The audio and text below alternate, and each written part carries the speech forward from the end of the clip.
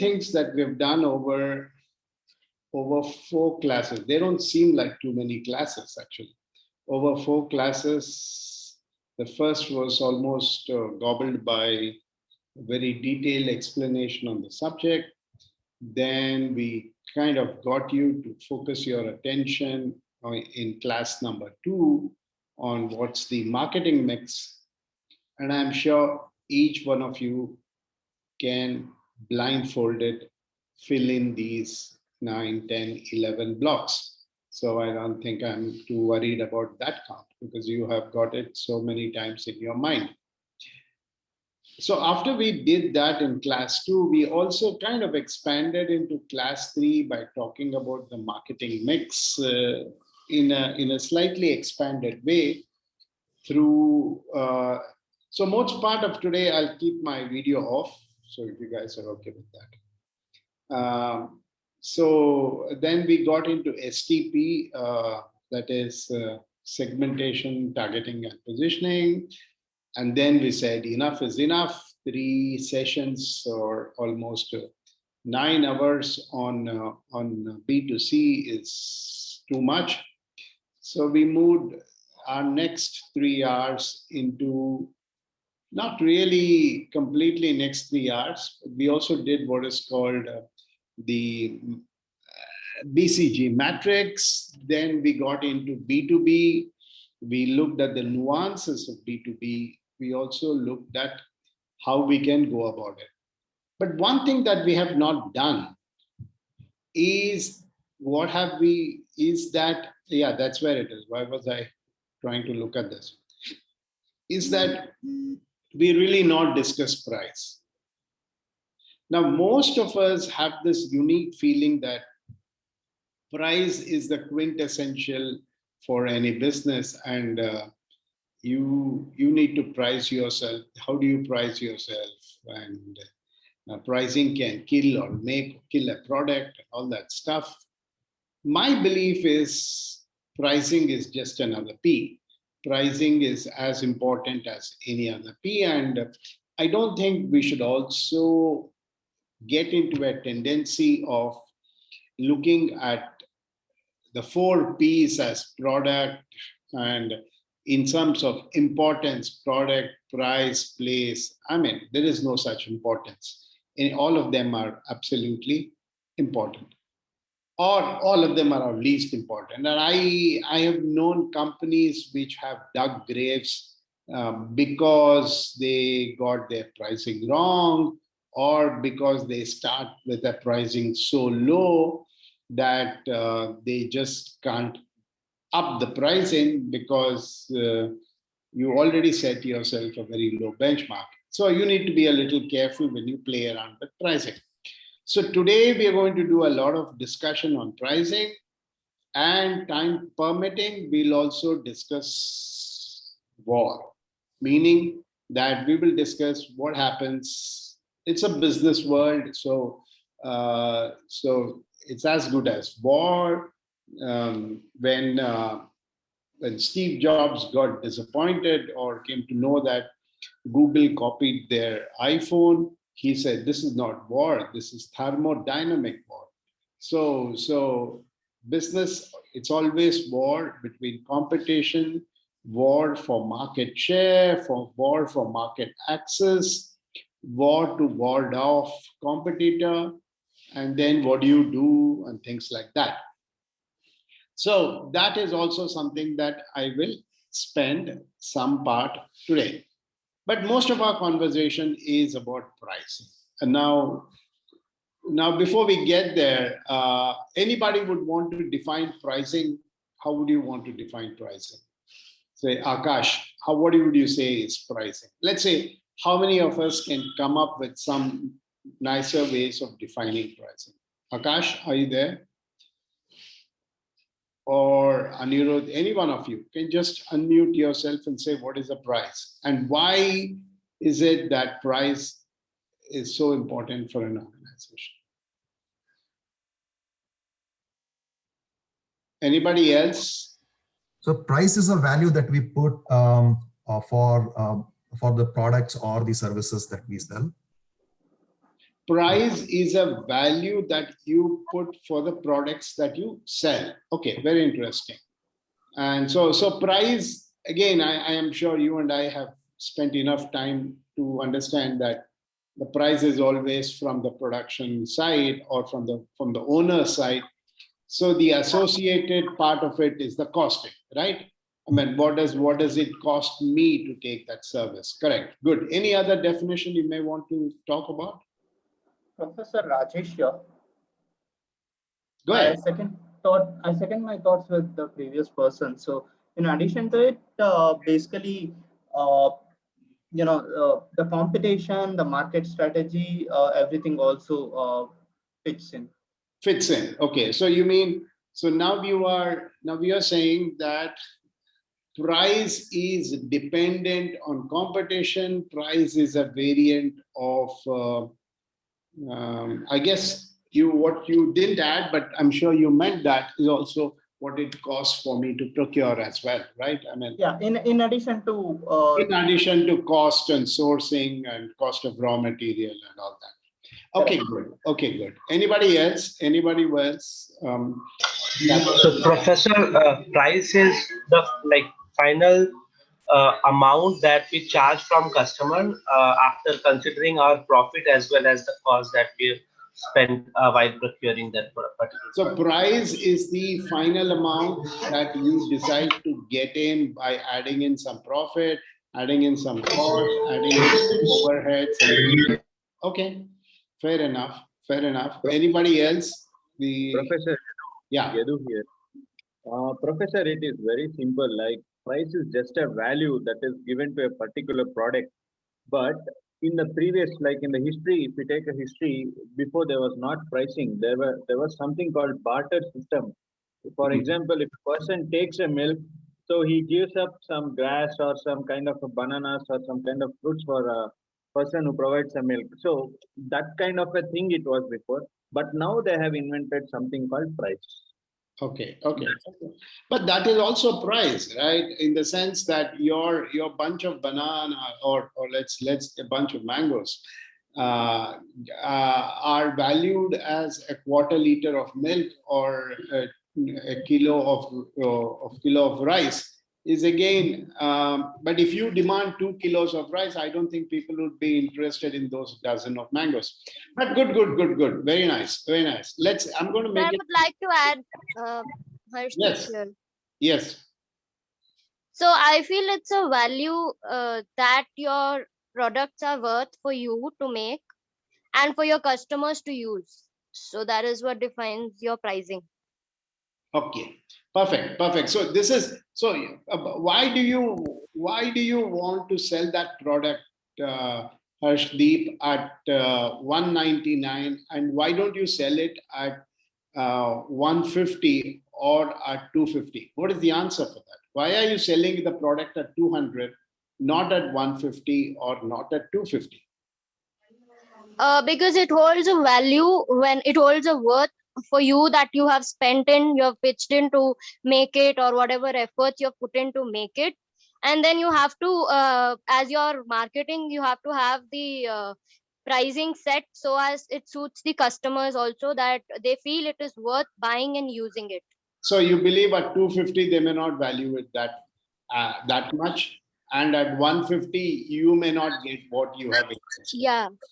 Okay, very nice. So let me. Professor, this is Ravi here. Yeah.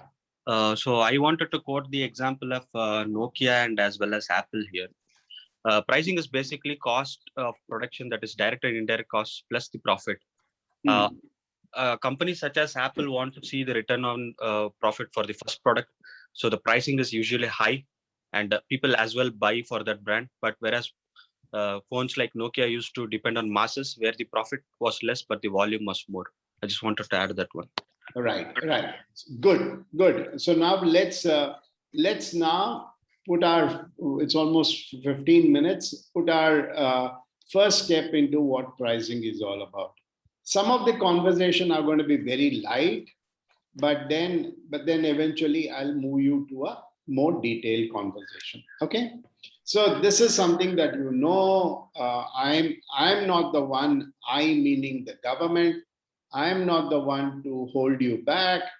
You want to sell Mr. iPhone, you want to sell it at 80,000, sell it. Mr. Nokia, you want to sell it at 6,000, sell it. That's your problem.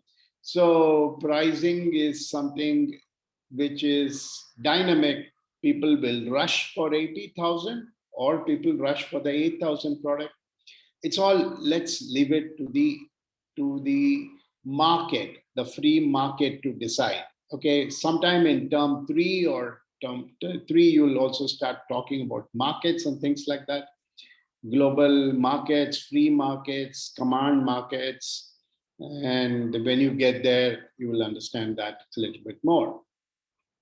So price is what you pay. You pay. I think that's quite a high price to pay. They say, right? That's the price you pay for freedom. There's a saying like that, right? That's the price you pay for economy. That's the price you pay for your thing. So everything can be narrowed down to a definition of what is. I think you paid you paid too much for that product, or I think it was worth that product pricing, or depends on when and what situation, and we will get there. One thing that you and I have known even before we walked into this class is what is revenue and what is profit. And revenue is always a positive number, and profit needn't always be a profitable number. There are companies like Uber who have actually declared that they'll never be profitable in their lifetime. But then why do you want to invest? That's because there's so much of other businesses that run around it. But they do make revenue. There's a lot of revenue that is being made. So that's why you say when you are a small company, you're a startup, and then somebody wants to acquire you, you say that I have about 100,000 paid customers. I have a decent amount of revenue, but that revenue is not enough for me to run it. And so I'm not profitable. But trust me, should you get involved in my business, it is possible that we can generate more revenue, and we could also make sure that we cut down on some costs and be profitable eventually, because that's the motive of every organization. Now, why is price so an important factor? Because somewhere between the number of the revenue and the number of units sold, there is something called a unit price. And if that price is good, you make more money. If the price is low, you don't really make some money. Very, very fundamental. Really no point in us hanging around in these slides. But then what influences price? What influences price? I mean, let's start from the bottom most. A slide right here says a general decline in customer confidence after terrorist attack. I'm sure this slide was sometime post 9/11 that it was done, but a general feeling of unsafety or issues because of the pandemic. You know what's happening to the price. Everybody's giving me. My friend was telling me that he attended a wedding party in New Mexico. This was the 3-day gala event, and the huge resort, and it was $129 per day, accommodation plus food plus flow of liquor, everything thrown in, unlimited quantity of it. But why is it so? It's because no longer are there customers walking in. So let me at least try to get some money out of the investment that I've done. So one reason why price could happen is because that's. Similarly, on the other side, you know what's the price that we are now asking to pay for a cylinder of oxygen or whatever it is. So price needn't always be a decline. It could also be another one. Another thing that could happen on price is because you want to retain market share. All of a sudden, my boss walks in and says, hey, what's happening? We are no longer the 40% of the market shareholders. We need to be consistent at 40%. What should we do? Okay, so because our prices are high, some of our customers are actually moving away. Okay, bring down the price, but make sure that we retain our market share. So we might end up doing a market price cut to retain a kind of a market share. The second could be is that similar products are available in more generic brands. For example, we all know about the fact that some of the once the patent on a lot of drugs are removed, and this is the topic of discussion that's going on virtually in all forums today as to how do you think the world would benefit once the control on patents is removed by the owners of the Pfizer and the Moderna drugs for the COVID. So then what happens? There'll be a general decline in price because generically branded products will come in. And so then that could affect your pricing as well. And third, of course, or the last in this list, but top listed above, is the fact that new products will come and beat out the old products' price advantage. So that is yeah, that is where we are. Yeah,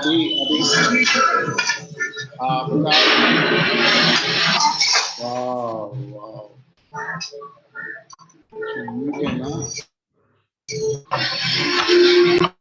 Okay, thank you. So now what happens next? The three objectives. There's going to be three objectives behind any price. Like somebody said, oh, I'm going to price the product because I want to make best money out of it. How many are you going to sell? It doesn't really matter how many you sell. That's the philosophy that maybe Apple has. It's saying, I don't care if there will be, and it's true, and it's technically true. They have a 20% market share and an 80% on the profitability in the market, which means that they are so profit oriented that they may not hit numbers, but they might hit their profit goals, or they might hit the revenue goals. So one way is to say, I price my product in such a way that the profit that I intend to get is there, and it's possible. You have a prime property in some part of the world. There's a message out there. Not one but two. Okay, yeah, correct. So the point is that so one is profit oriented pricing. Second is sales oriented pricing. What is sales oriented pricing? I have these products, and hence I want to get rid of these products. I mean, it's a bad word, get rid of these products, but in some reality, that is what it is. I know that you can buy potatoes by the kilo, and I know you can buy oranges by the dozen.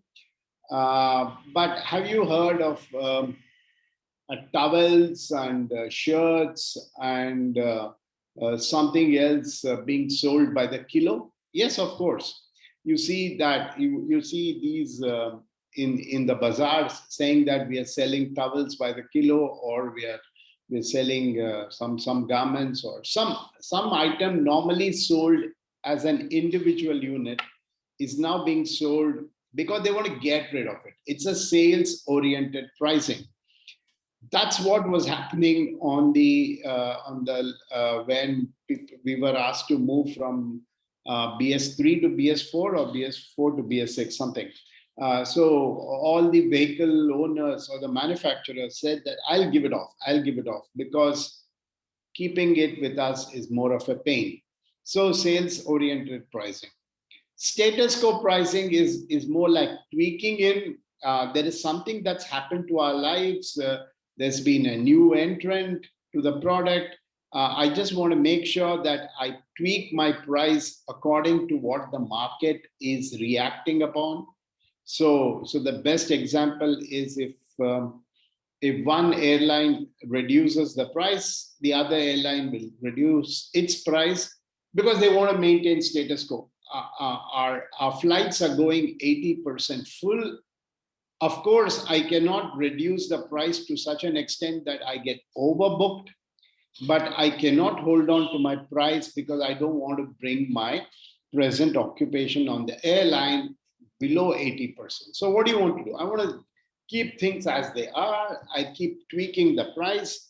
Being an expert from the industry, I know how to do it. I'll still ensure that I have I'm not too profit oriented. I'm not too sales oriented. I just want things to go as they are. And maybe I'll then strategize something new. So these are the three types of pricing mechanisms that happen. Each of them have their own explanation here, but we'll not go there, right? Why would we go there? Then comes demand and supply. Now, who doesn't know demand and supply? So demand is when there's a want for a particular product, and supply is when that want is being addressed. There's always a demand for us. This curve is very, very dynamic. This curve is so dynamic in our own daily lives that we look at it. So what happens? What happens to when you walk into a market and want to buy some vegetables? So you walk into a market and it happens so unknowing to you. And if you and your wife or you and your husband are walking in and you ask him how much is a kilo of beans, so the guy is going to tell you 70 rupees. There's something that's happening in your mind. Okay, so you do want beans, correct? That's what you want to have for dinner. And at 70 rupees, it's going to trigger it. Is it worth it? Is it worth it, or should I buy brinjals, which are 40 rupees? Now what is going to happen? Let's assume that you find 70 rupees a bit too high. So now all of a sudden, nobody's buying brinjals. So assuming that your behavior is very similar to the behavior of everybody in the market. So nobody is buying. So everybody is now buying brinjals. And let's also make one assumption that both brinjals and beans can be immediately manufactured. That means to say that there's no waiting period. Some assumption for the purpose of our conversation. So now what's going to happen? Is that because nobody is buying the beans, there's a lack of demand. So there's going to be a fall in pricing. Now, slowly the price of beans is going to fall down because you really have no buyer. So it might go down. But similarly, everybody's among the manufacturers see that there is a demand for brinjals. So everybody starts manufacturing brinjals. And now there's a supply part of it. And hence, that price might rise up to a point, but then would get meaningless, which is to say that everything goes through a point where it becomes irrelevant for us to get into. By that I mean, I hope you guys are getting it, is that let's look at this demand curve. Well, let's look a little more detail in the demand curve to kind of give you my explanation of what it is. As the price of any product falls, the quantity demanded will rise. That we knew everything, right? That's something that we have been talking about. But now, if the price of a product falls, what happens on its profitability of that price? Just give me 1 minute. okay, what happens on the profitability of the price? It's not meaningful for me. I was, as you can see from this graph, is that I was able to hit 60 numbers at 2 rupees or unit or price of $2 or whatever that unit price is. And now, while I might be selling 120, the price is 1. It's no longer interesting for me. Great that there's a huge demand, but why would I manufacture to this demand? I would rather have a 60 sale and make some money. And so what is going to happen here is that while the demand may rise, it doesn't excite the manufacturer, which is evident from the fact that here is what it is. So I want you both to understand this, but I'm sure you have the other professors who have explained to you a million other ways, but I'll just go about this and move on. Is that, so the point is, why would I, as a supplier, be interested in manufacturing if the price is pretty low? So as you can see, as the price goes up, as the demand for a particular product goes up, there's a price increase and I get excited. There is reason for me to pump in more oil. There's reason for me to pump in more oil from the Middle East because there is a demand for oil. Similarly, when there's no demand for oil, if I continue to pump in those oil, and that's exactly what's the biggest battle that's going on between Saudi Arabia and Iran and Russia, is that Russia and Iran are saying our lives depend upon our sale of oil. But Saudi Arabia is telling them, guys, if the demand is low, let's also supply low so that we get a higher price. But these guys say that low or high, our piece of bread comes from the sale of our oil, and hence we will not do it. So you see, the trickiest part of life is that the supplier is only interested when there is a higher price. I hope I've been able to get some thoughts on this to you guys. If you have any questions on this, please do bring it up. Yeah, demand for vaccines now. But yeah, demand for vaccines now is more like, So now, eventually what will happen to the price of vaccine? It will become low because at some point it's really not worth manufacturing that vaccine because it's only maybe for the newborn that might get there. So that's one curve, but we are not bothered about all that. That's for the economists to talk about. This is all the economists' theory of slide number 20, 21, 22 is for the economists. But we are marketing guys. We want to see the world differently. One thing we need to learn is to see, can I use the price to kill my competition? Obviously, let's try to understand this. See, the idea is that pricing is a brilliant thing, and if you use the pricing well, you might even expand your own share of the market. Now, let's look at this thing.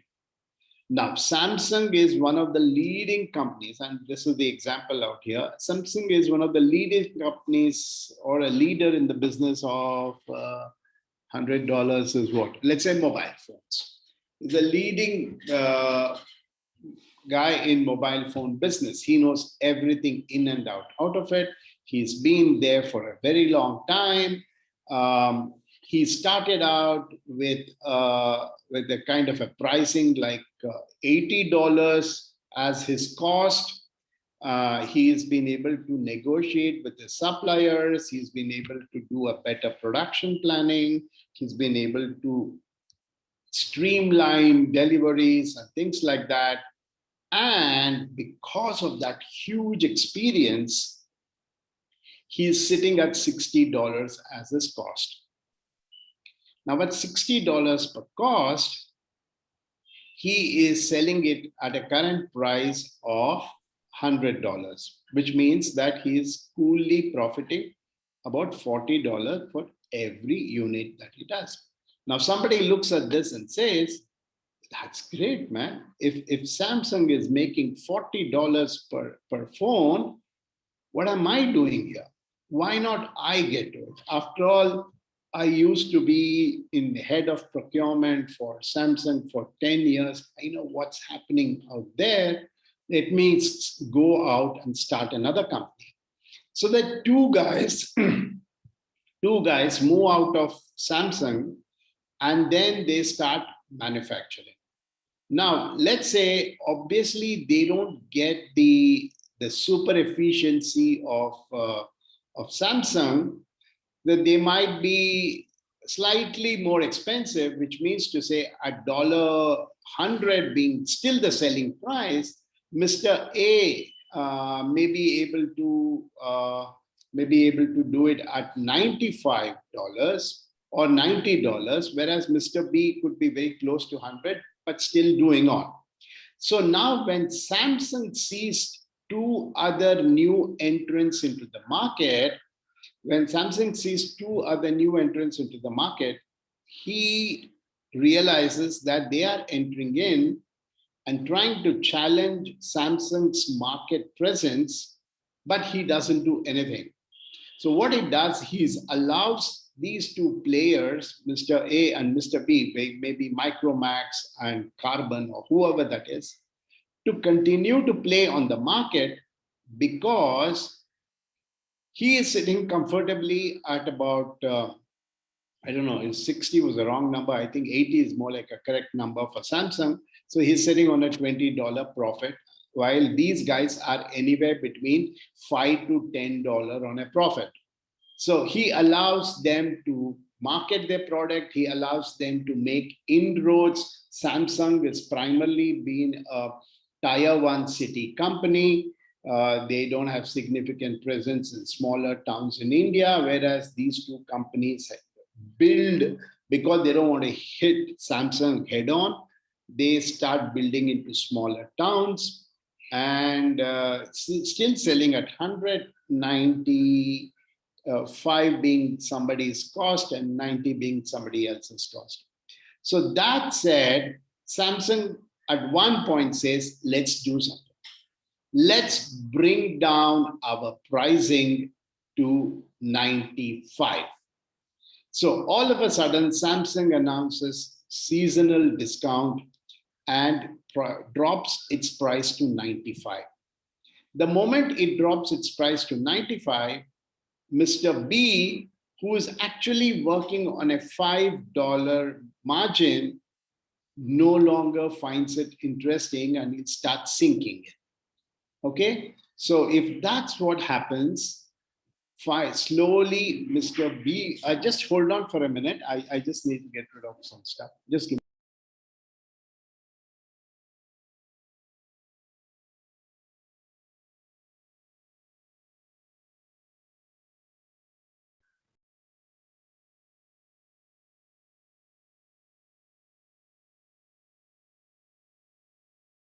Are you guys following me? Okay, good. So now what Samsung has done is that it slowly got rid of one of its major competitor, or not major, one of its competitor, B, and now the new price is 95. Now A is still hanging on because he's manufacturing it at 90 and he's still sitting on a $9 margin. Now Samsung does something very, very unique. Samsung will bring down the price of the product to $80, which means that Samsung itself is not going to make any money out of the sale.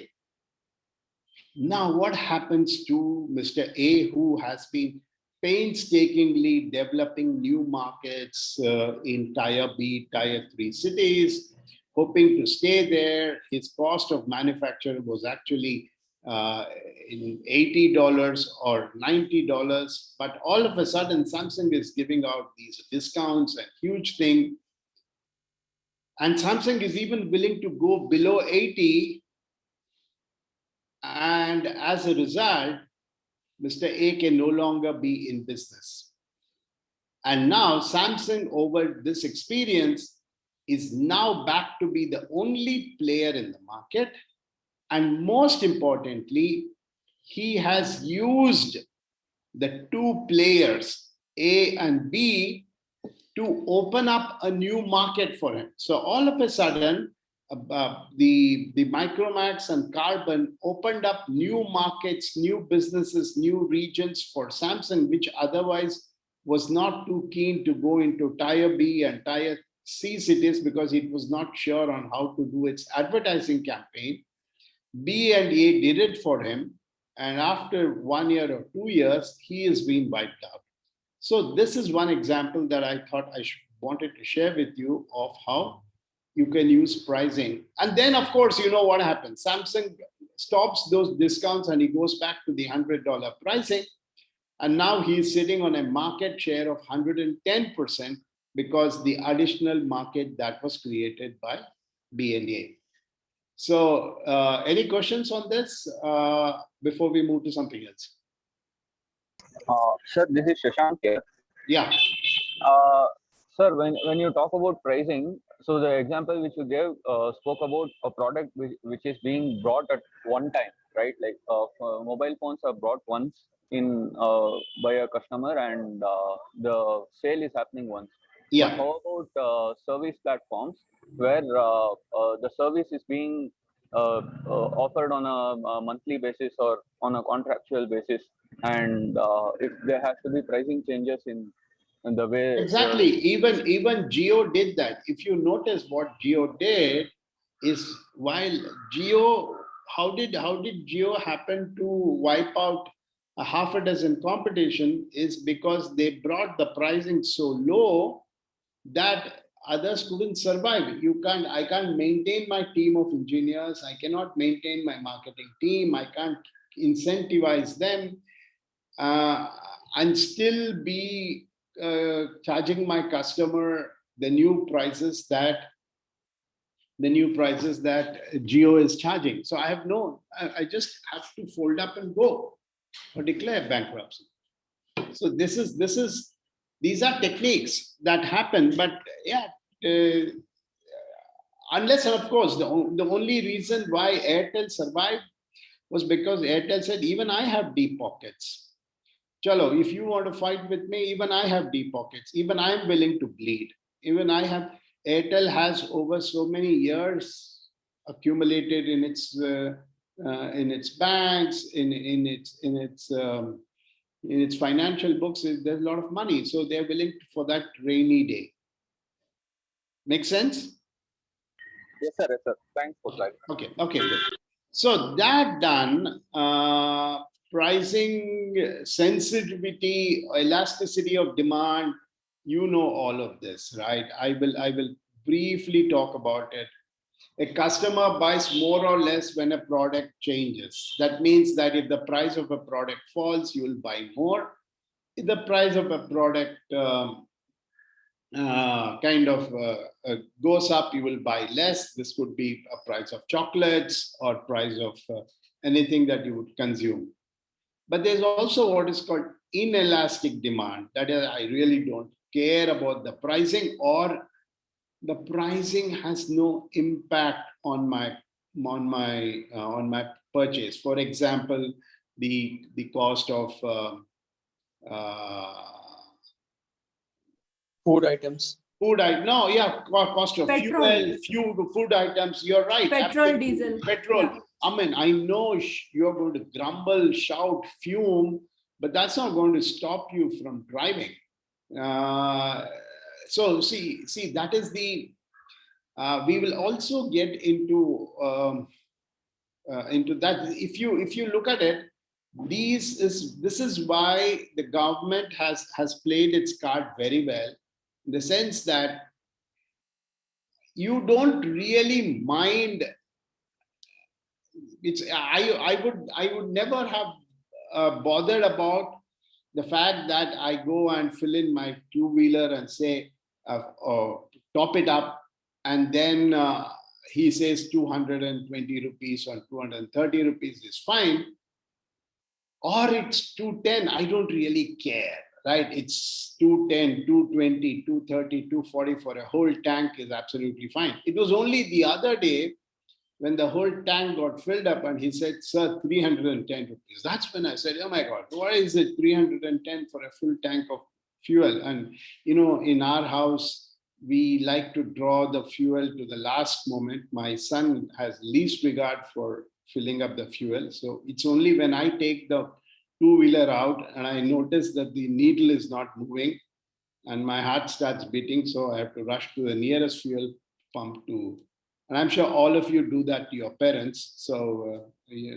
my son is not, yeah. So this is inelastic demand, whatever it is. Tomorrow they tell me new rates from BESCOM on unit rates. Do you really care? You know, if you consume over 300 units, the rise price, who cares? We don't really do anything about it. It's just that it goes on. Then the unilateral elasticity is increase in sale exactly offsets the decrease in price, which means that basically the idea is that if the price goes down, you make sure that we discussed that in this portion here a little more nicer, like the status quo pricing. So these are the three things in elastic. There's a greater explanation here. It goes up and down, but the revenue stays the same all the time. And of course, then we come to what is called the chapter. This is where you get the highest price and the lowest price. We're not going to get that. But that's enough of it. That's enough on pricing from a very, very normal way of looking at the world. That's enough of it. We'll now look at pricing slightly differently. We'll understand pricing the way managers should understand pricing, not the way the all and sundry must understand. We will understand the way MBA guys talk about pricing. So these are very basic conversations. Ignore all of them, and then we go to it. So how do you think about pricing? When are you trying to price a product? How do you think? When you guys make an app, how do you think the pricing should be? When assuming that there was no basis for it, how do you think the university decided the price for an MBA course? So what is it that they should be? How should it be defined as? So what is it that the pricing can do in terms of an whole experience? When you walk in, to buy an apartment, you look at the apartment, you look at everything. Now the question is, when do I tell you the price of the apartment? So the first, you keep on asking me when you walk into a Brigade or a Prestige, what is it per square feet? What is it per square feet? And the guy is not answering you. Why is he not answering you? He is taking you around the place. He's telling you this is 200 meters from the metro station. Okay, that's fine, but what's the price? You hang on, sir. Have a look at this place. I want to show you the wellness center, and then he takes you into the house, gives you a look, a nice airy view. The only thing that's running in your mind is price, but only thing that's running in him is the features. So with all this experience, as you go and start liking the fact that it's closer to a metro station and it's got a tennis court and it's got a heated swimming pool, and then it comes with a modern kitchen platform or whatever it is, mentally there's something happening on your price. So you are now saying that, hey, this guy is going to quote me 5,000 per square feet, I'm buying. But after seeing all of that, I think up to 7,500, 8,000, I'm willing to pay. So now when you are done with all this and he tells you a price of something like, which is below what you think, then you're going to be very delighted. So the idea is that what is it that as a pricing would give you an experience? Second is what is the price point in which you make money as an app guy, as a manufacturer? How do you make money? And also, how many customers do you think is going to buy your product? That's very, very important, right? How do you get your volume? There are two things in business that you are looking at. One is, especially if you IT guys, you want to give up and develop an app, what are you going to say? I have, there are 1 million downloads, 300,000 subscribers, and the revenue is not very important. But you need some revenue because you say a subscriber model is a model where you pay. So all that goes into your thinking. And again, all your pricing is not by sitting by yourself that you decide the pricing. I love Evernote products, or I love the Evernote thing. But then how much ever the Google comes up with these things, it depends on that. Sometime I wonder, should I hang on with Evernote or should I move to it? So there is always something that a competitor does to a pricing. And so how do you react to it? And then again, all that is so secondary. All that is so secondary because what does the customer think about it? What does the customer think about it? So if you look at the kind of world that I come from, the world of satellite services and all that, the satellite has a finite life, meaning that it has 15 years of life. That's 15. At the end of the 15th year, it's moved. It's purposefully moved to what is called the death orbit. The death orbit is another orbit about 4,000 kilometers, about 36,000 kilometers. So the satellite has delta X fuel always reserved for its own death. So after certain years, when the satellite no longer is able to perform well, it moves away and then gets burnt or becomes just a bit of a debris in the space. But now that's not the point. The point is that I launched the satellite in the year 21. I launched this. So I've got 15 years to make money. 21 to 36. 21 to 36. I got 15 years to make money. Now, obviously, I'm going to price my product very high because I want to make more money as I get there. So if my product pricing is very high, people may not come to me, but I don't want to reduce it because if he comes to me, he's going to stay with me for 15 years and I don't have a chance to make money. So I want to keep my pricing high. So let's say I continue to keep my pricing high for the second year, third year, and a new customer wanting to come, beyond a point, the product is perishable. So the customer is going to say, hey, it's no longer a 15-year life of the satellite. 4 years are already gone. So it's only 11 years left. So at some point, at the end of my 10th year or 11th year, to get a new customer into my satellite is very tough, even at a low cost, because he knows that the satellite has only got 2 years of life. Why would I want to buy it? Why would I want to go and be there? So some pricings are so very, very complex to make. Even food prices in Japanese markets are very perishable. It seems that fresh fish has a certain price, and as the product starts to get old, the pricing changes. So people are actually standing there and they don't mind picking up a fish 4 hours later because they might get a good matching price. So this is the introduction to another concept on pricing, basically inspired by the Darden School of Business that I was looking at. So look at price from a different viewpoint. Price has three elements to it. It's got the economic part of it. We discussed a lot of it in the previous chapter. It's got a customer part of it, and it's got the competitor part of it. I gave it the funny lines, pati, patni, or wo.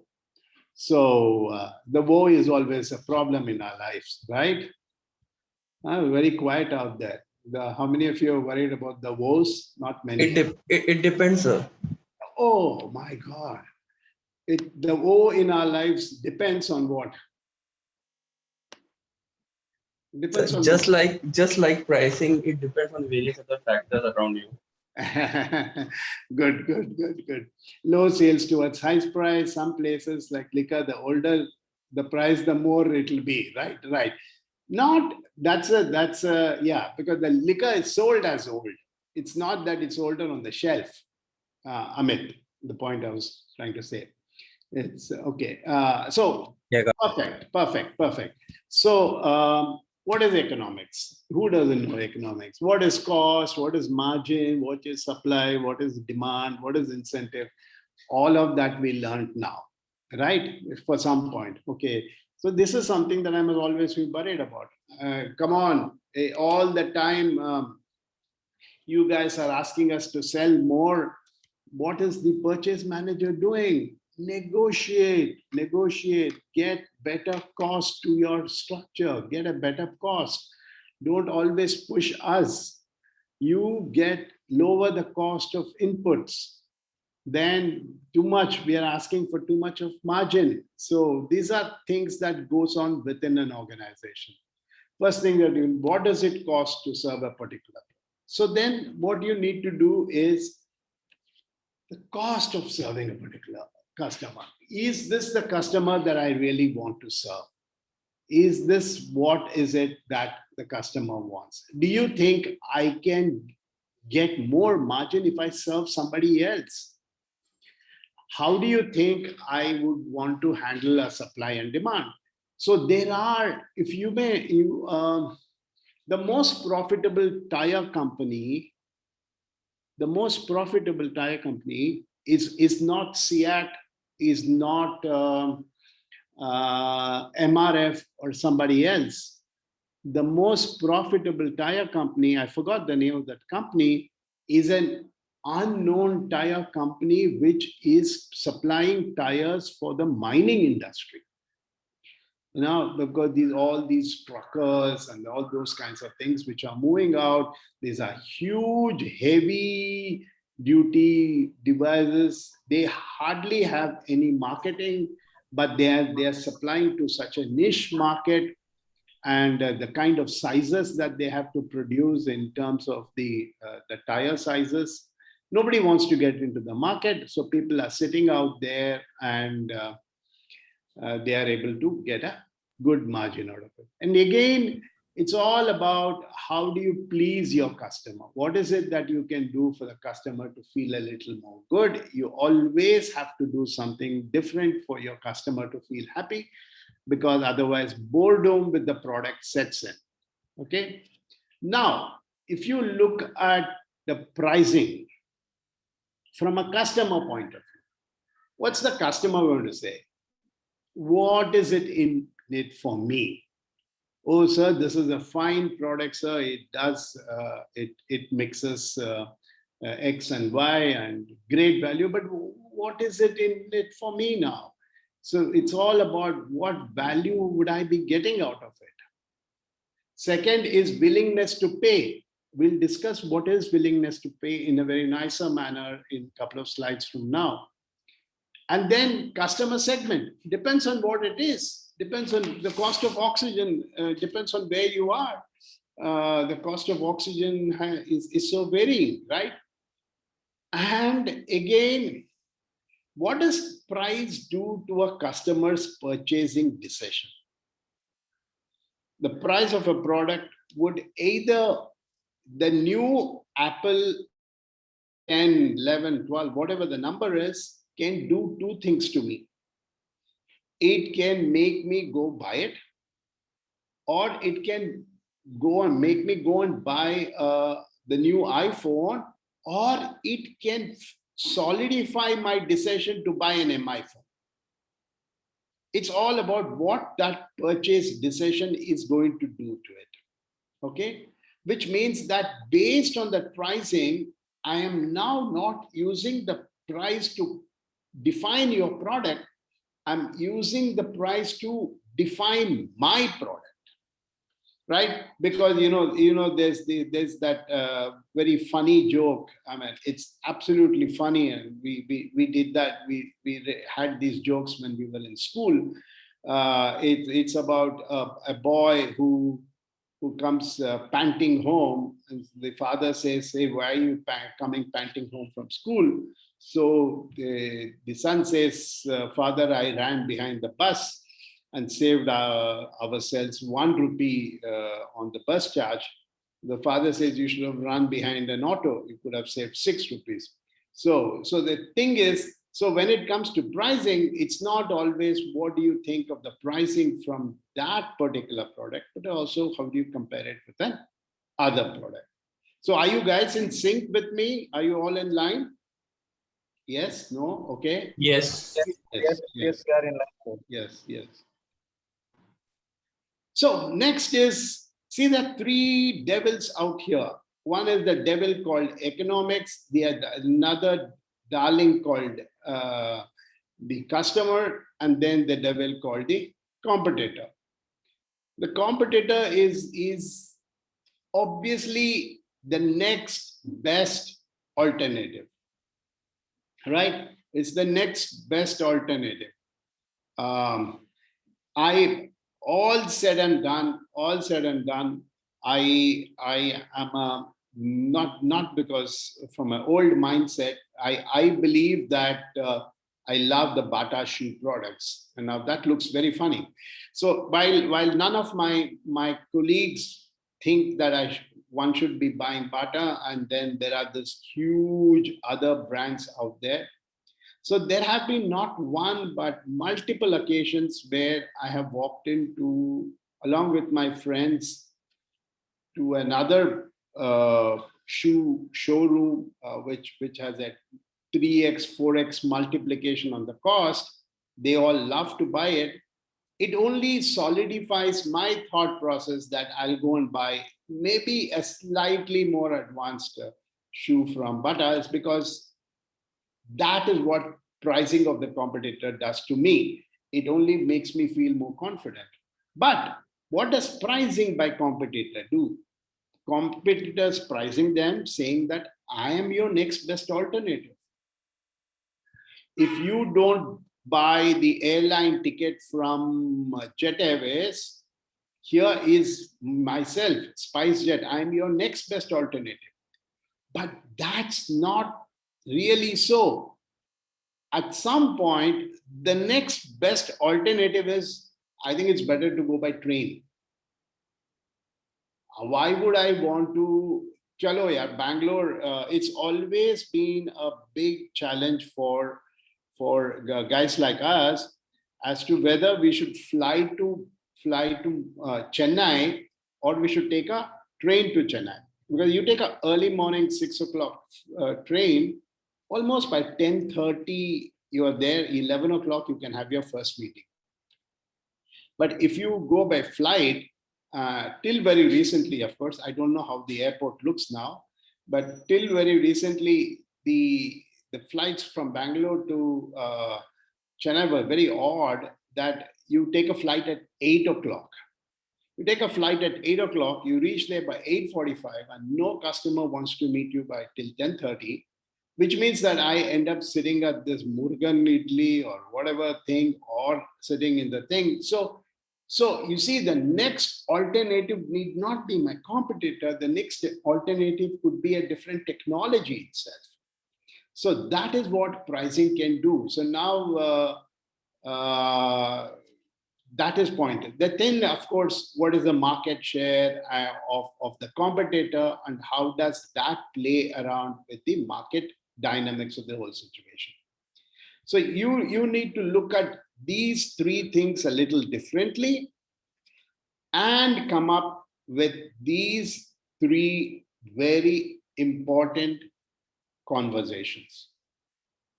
The discussion that's happening between you and the customer is all about price elasticity. How do you play around with your price so that the customer is always connected with you?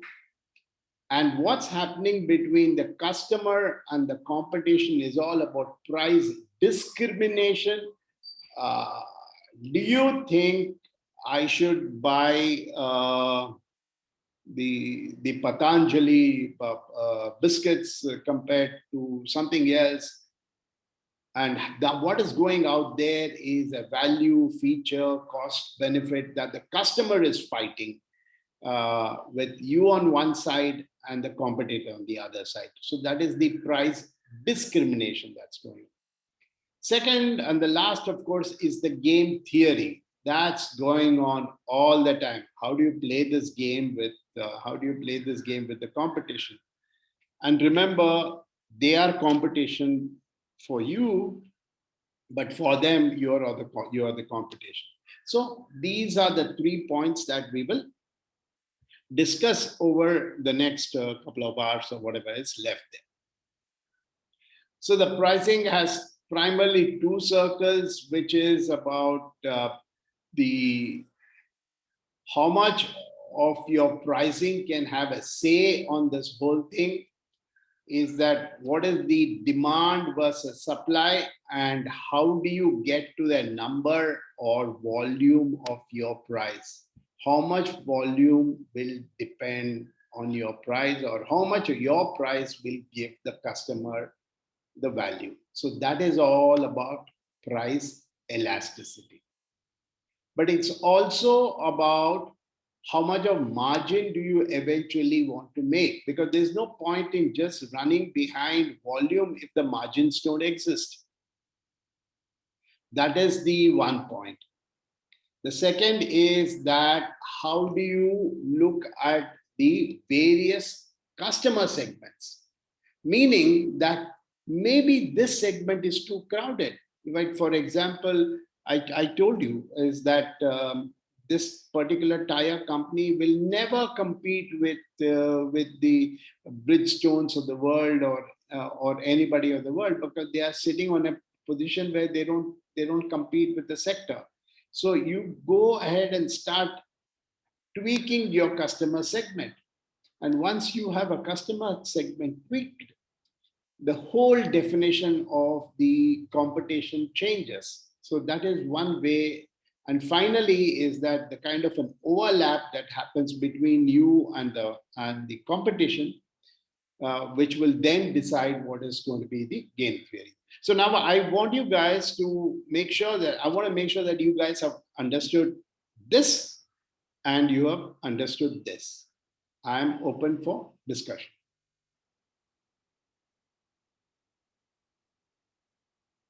This and this were almost same, except that I brought them all together to bring you what happens, because they don't stand as individuals. They bring together and come together as a singular thing. Any questions?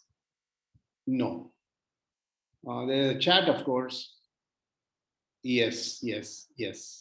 Okay, good. Now let's move to something else nicer. Time for me to have a glass of water. Just give me a minute.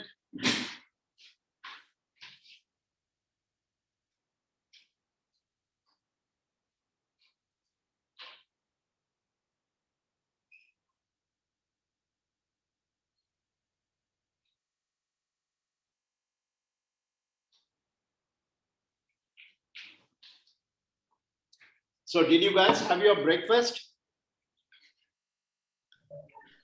Not Yes yet. or no? Yes, Professor. Yes, Professor. How many of you actually ordered your breakfast? How many of you ordered your breakfast? I mean, not order your husband and wife, not that way. Like order. And other things, right, sir? Pardon? In Zomato and Yeah. I didn't mean like order, like sit at home and order your wife or husband to prepare.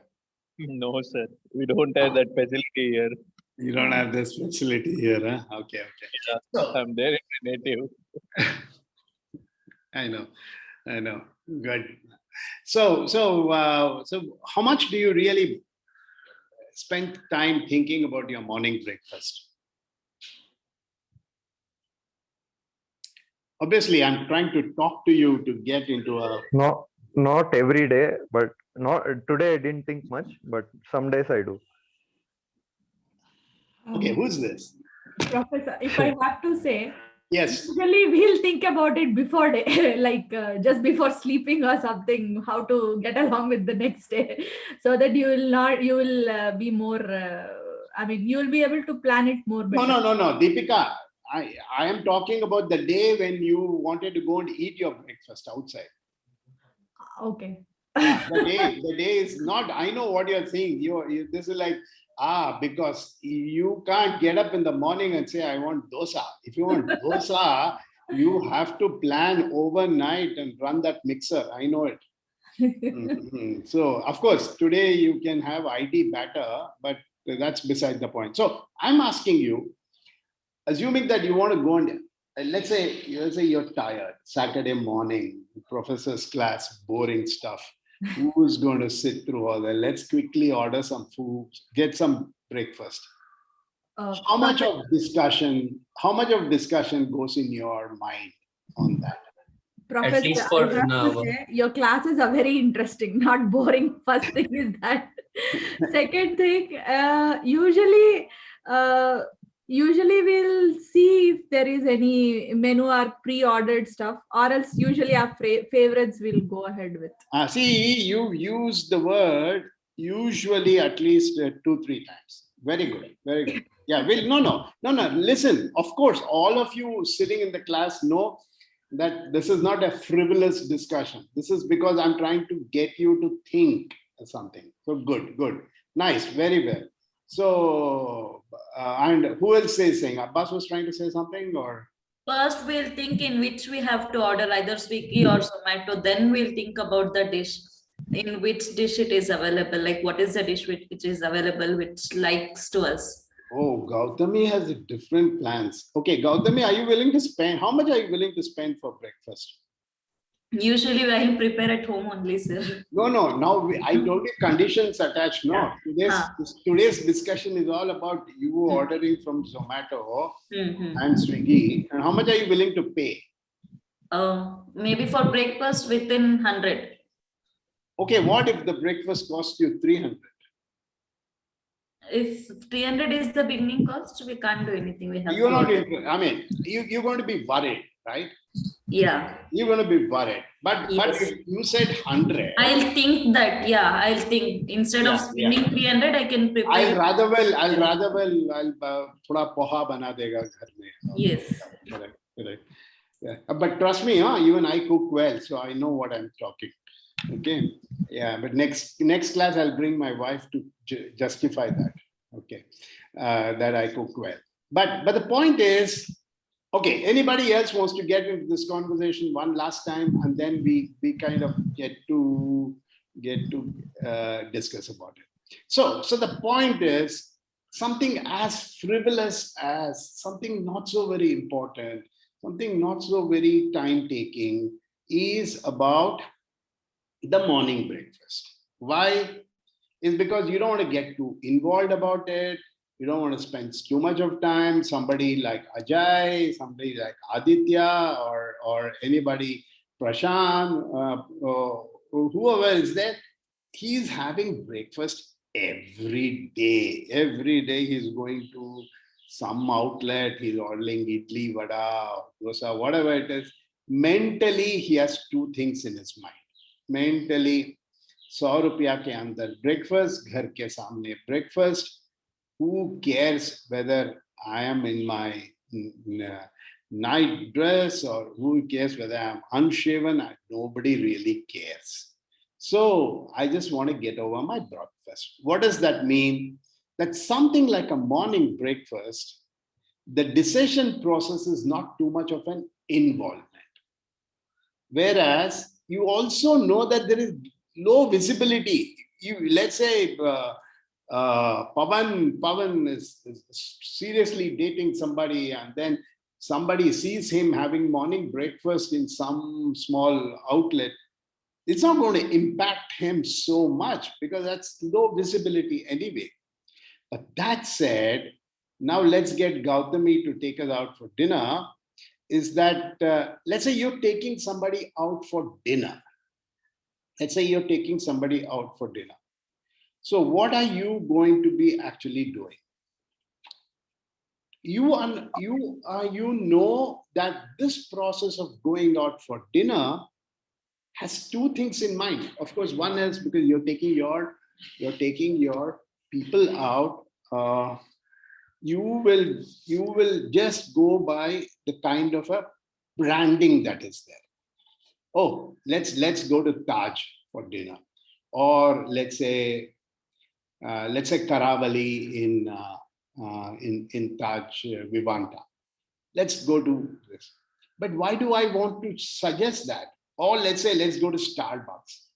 Is most likely that there's not too much of an involvement in the decision process because we know that we are going by a great brand, and then there is a huge visibility for me. Just because Aishwarya says, sir, why don't you treat me out? And if I say, okay, come Aishwarya, let's have bite two coffee and idli, she's going to be upset. She said, what the hell is this? Yeah, that was not my hat.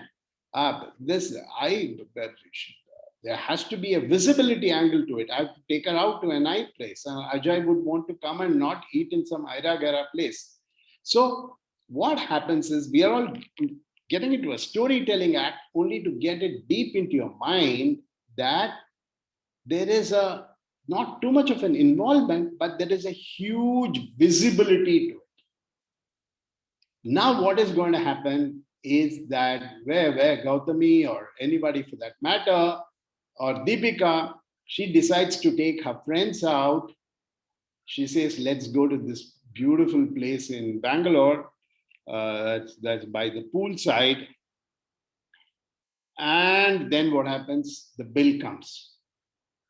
9 out of 10, is Deepika going to be delighted with the bill, or is going to be Deepika disappointed with the bill? Deepika, you take them to such a nice place. What's the bill likely to be? More than you thought or less than you thought? Obviously more than what we Obviously more than you thought. More than. Obviously more than you thought. So Yes. now what is happening? Deepika say, "Arey, agle baar to main kabhi nahi aunga. No way I'm coming to this place. To hell with this. They called this sambar. Bloody hell, ask them to come to my house. I'll teach them how to make some good avial. Okay? That nonsense. This is not the way this is. Now, so this is not unique about Deepika or Ramesh or anybody for that matter.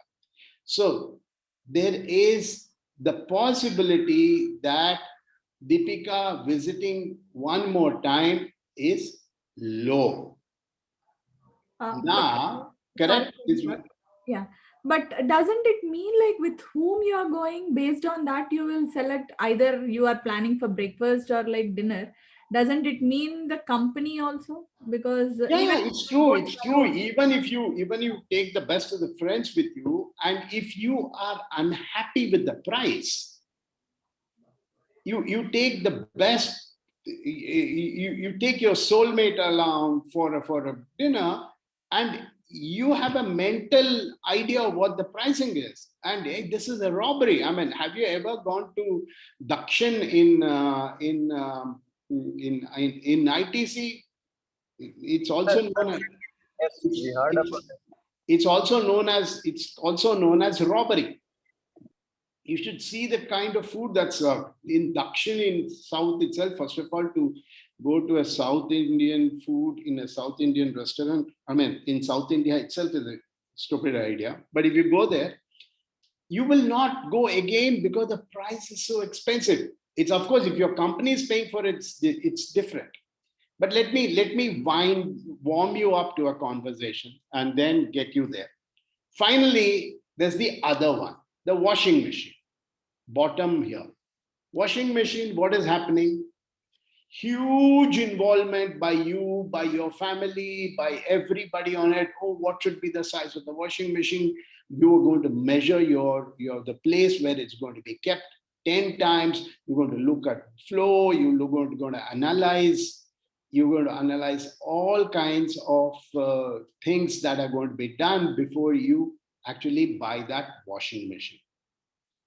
You're going to spend a lot of technology thought. You're going to do a lot of, unlike the morning breakfast, you're going to do all kinds of research to it.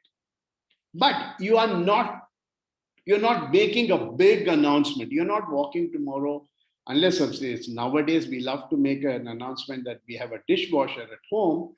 But otherwise, if buying like a washing machine is one example. I'll switch that example to a mattress, let's say. You replace it by a mattress. So mattress is something that you obviously need to spend a lot of time to think about it, because it's a good night's sleep. It's about how your back is going to be. It's all about is it comfortable, all that. But you're not announcing to the world that you're buying yourself a mattress. But there's a huge involvement. So as you can see, there are products that customers buy where the involvement may be low, the involvement may be high, the involvement may be low, but the visibility is high. Do you really want somebody to see you dine in that place, or you want your friend to be delighted that you took him out there? And finally, there is one other thing, which is the car that you buy.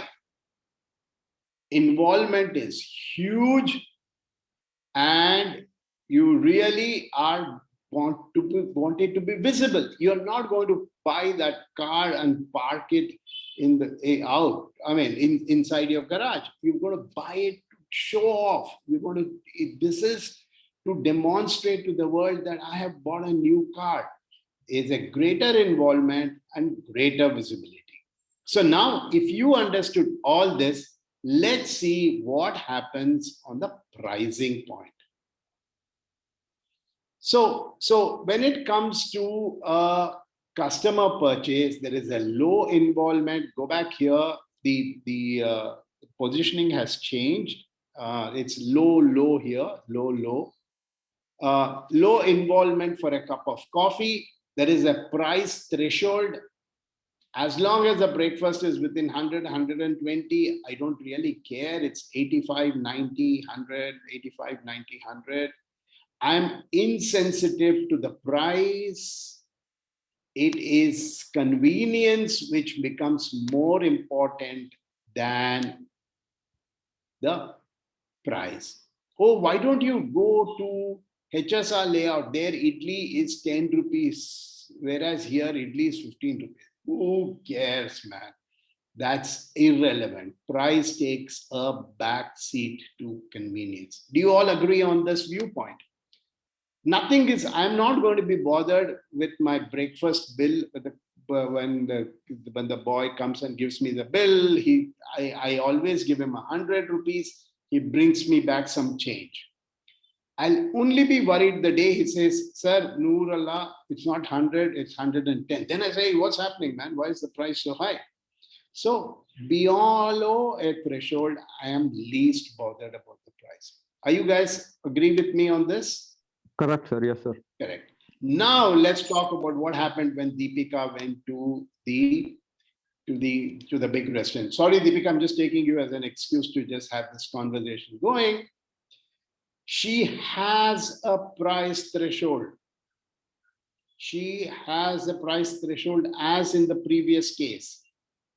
And price is important for a repeat purchase. Or she took everybody there and she found that the price was very cheap. Hey, let's come back here, guys. This place is good. I love this ambience. I love this place. Let's come back here, guys. Or you're going to say, hey, let's not step in here. So the manager out there is watching me or Deepika or Aditya, anybody out there, and waiting for your reaction when the bill comes. He knows that we are unhappy. He wants, so I'm not coming here unless, I'm not coming here unless there is an incentive. That's when the manager walks in and says, Madam or Sir, thank you very much. Here is a coupon. We give you 30% discount the next time you come, or if you dine with us again. Now, Deepika is okay, 30% discount or a 20% discount or whatever that is. She is now saying, Tika, if I get a 20% discount, I'm willing to come again. So in such kinds of purchases, deal seeking is very important. That's exactly why you might buy an expensive dress. And before you start grumbling about that expensive dress, they tell you that, Madam or Sir, we have 300 points added into your thing. That's equivalent to 300 rupees. So the next time when you come in, use that 300 rupees to buy a product. So they are addressing your price threshold and seeking to calm you down through a deal seeking activity. Are you agreeing with me on this? Yes, no, no, no. Yes, Professor. Yes. Yes, Okay. Professor. Yes, Professor. So the second, so that is the other one. Now let's look at the mattress or the washing machine. The price impacts the consideration. Correct. At some point, you have these new washing machines which can even wash, clean, press, separate, and do everything, but they cost 1,50,000. You're not going to buy it. Price impacts, but price is weighed against other attributes. Oh, there are I think we should buy only LG. Because I would rather buy an LG fridge because the fridge is more visible in my house when people walk into my house, but my washing machine is not visible to anybody. So who cares what kind of a washing machine I have or a mattress I have, because that's a privately positioned. So price is weighed against other attributes. And I'm willing to do an extensive price search. I'm willing to do anything to do get a better price, get a better price, get a price. Finally, price on the car, price impacts the consideration. Actually, by the way, guys, I'm pleased to let you know that I bought myself a new car. This was the new Kia. Oh, nobody's saying congratulations. Yeah. You know what? That new Kia that I bought, and I really wasn't too keen to buy it, but it costed me 23 lakhs, My God, 23 lakhs for the car. You never asked me the price. Okay, you said, okay, sir, you bought the car, congratulations. But I am telling you the price because price becomes part of the consumption value. I want you to know that I paid that cost. That is what happens when you buy an iPhone or an iWatch or an Apple Watch. The price is the reason why you're buying. The price is the only reason. Hey, by the way, the new the new Land Rover. I bought a new Land Rover. That's it. Congratulations, you bought a Land Rover. I bought a Maruti 800. Okay, sir, congratulations, you bought a Maruti 800. But I'm not going to say that. I bought a new Land Rover. It costs 1.2 crores. I am telling you the price is because the price is part of the purchasing process. So I hope you guys are able to understand how these brands play around with the price in this process. Are you with me? Yes, Professor. Okay, good. Any questions, or we can move to something else? We have to have a break, right? Yeah, let's have a 10 minutes break. And after that, we'll say why customers behave differently. We'll talk about willingness to pay. We'll talk about margins. We'll talk about price, and that's it. Price discrimination, and quickly go through all of this, and then we start off. So how you will have a 10 minutes break? 10:57 plus 10 is 11:07. Let's have a break at 11. Hey man, I was joking on the car, by the way. Anju and Jashwant. I was just trying to tell you guys that how the process is. If I have to, I would never have told you guys about the car if I had bought one Maruti Alto. I bought, man, what to do, something like that. Whereas if I buy a Land Rover, I'll announce to the world how much I paid. That's the point. Okay, good. See you in 10 minutes.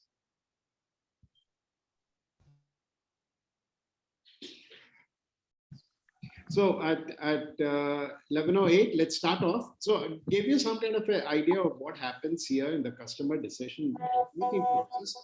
Because once you understand what the customer decision is, you don't really how to manage it, which means that increasing the price of a coffee in a small restaurant is going to have a minor thing, and giving deal seeking. Customers are deal seeking all the time. The higher the place, the better. That's exactly why they have what is called reward points, and every time.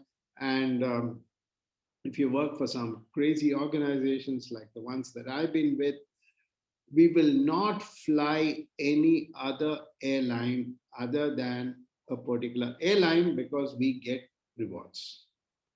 We will not stay in another hotel other than these because we get rewards. And what do I do with these rewards? I don't go and hand them back to my bosses. I go and use them to fly with my family, to stay with my family in some nice, lovely places. So all the time, it's a human tendency to seek deals, to seek this. That's exactly why we say, okay, sir, you pay for 12 months or you paid regularly for 11 months, we'll throw in the 12th month free. So something like that, incentivize, there's always customer deal seeking. And that is one end of the spectrum. The other end of the spectrum is you flaunt your products, you flaunt your purchases because you want to tell them that price becomes the reason for the purchase. The price becomes the reason for that. And you have seen that, right? I'm sure you're going to get your daughter married and you have to choose between that necklace which costs 6 lakhs versus this necklace which cost 7 lakhs. What will you buy? You don't want your daughter to say, I saved that 1 lakh on the necklace. You're going to say, okay, buy the 7 lakh, doesn't matter. So price becomes the part of the consumption. Finally, of course, is that there is on the other side, it's all technology which matters. It's all about personal decision making. It's all about personal comfort. You're not going to go and announce. You will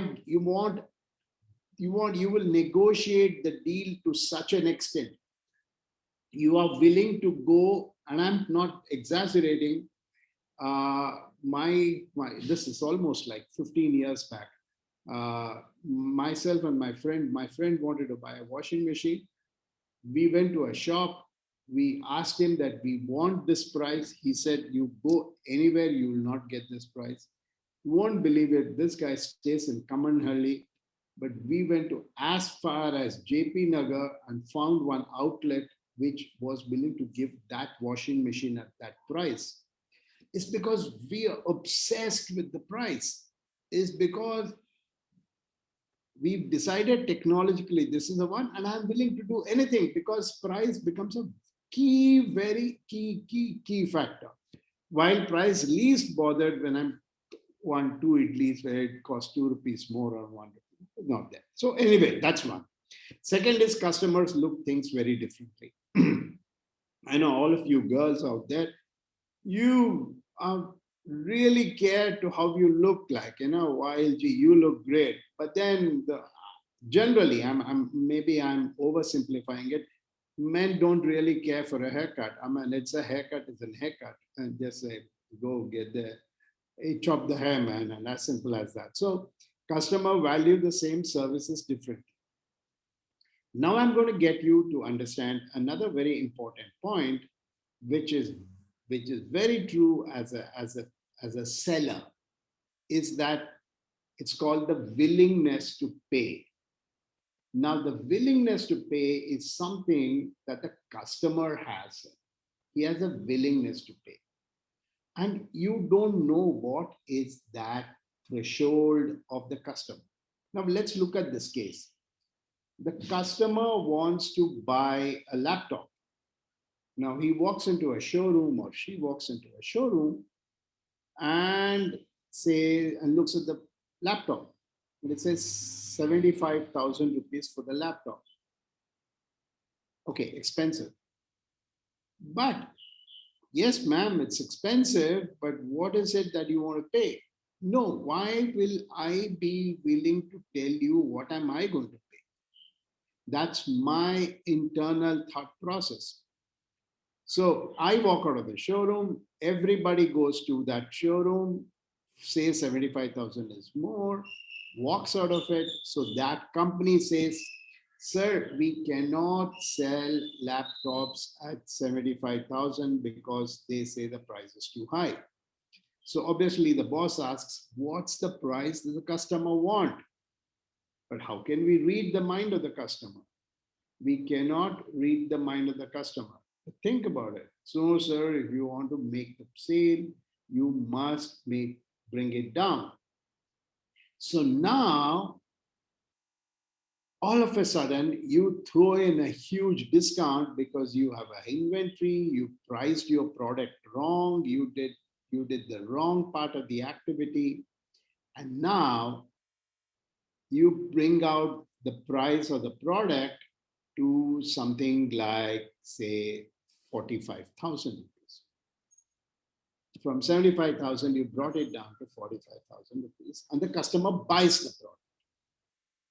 Obviously, the product pricing is under the customer's willingness to pay threshold. Perfect, great job done.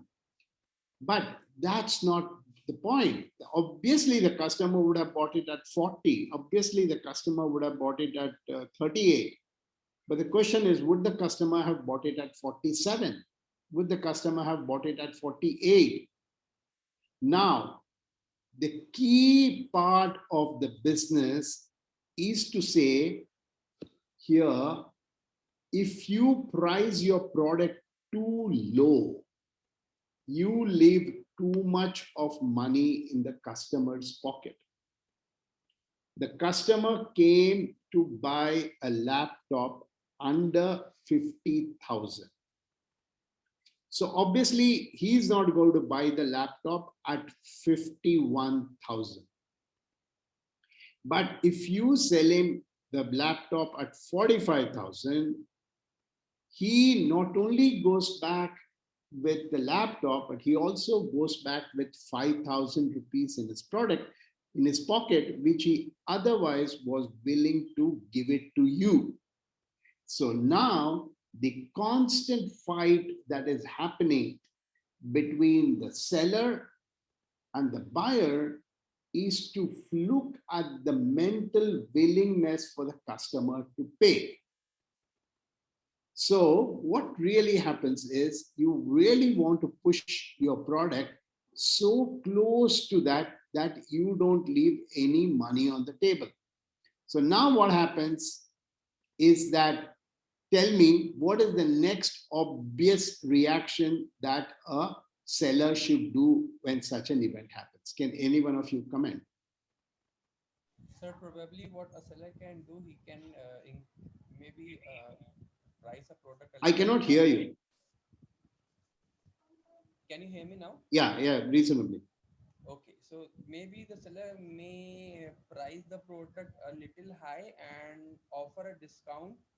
I mean, offer a on-site discount, that is whenever a customer is coming, and maybe he can tell that particular seller or the franchisee who is selling that product that you may offer to this extent. By this, they will be able to understand how much consumer is able to pay, as well as they are able to make a fixed price, so that if any other consumer is coming, they can buy it at the same price. I mean, this is Right, what I right, thought. right. No, the point I was trying to emphasize was leaving money on the table, leaving money on the table. You don't want to, you don't want this customer, to buy the laptop and also take away the money, right? Yes. Yeah, this customer came with X amount of money in his pocket. You want to take that, I mean, not in a bad way. Don't look at it in a bad way. The objective of any sale is to make sure you get there, right? So the objective of Probably you might want to, what you would also do is, include some sort of from yeah. Tell me. introduce like a service mechanism for the product they're buying, so that they'll be willing to pay that extra price for Absolutely. the So service. you say, okay, I think why don't you buy a leather jacket for the computer? It's another 3,000 rupees. I think I can buy off the leather jacket. So you see what happens out there, right? So perfect. Anybody else wants to comment on this? Willingness to pay is a very important parameter, and I want you guys to understand it. Sir, I think even extended warranty also, I think.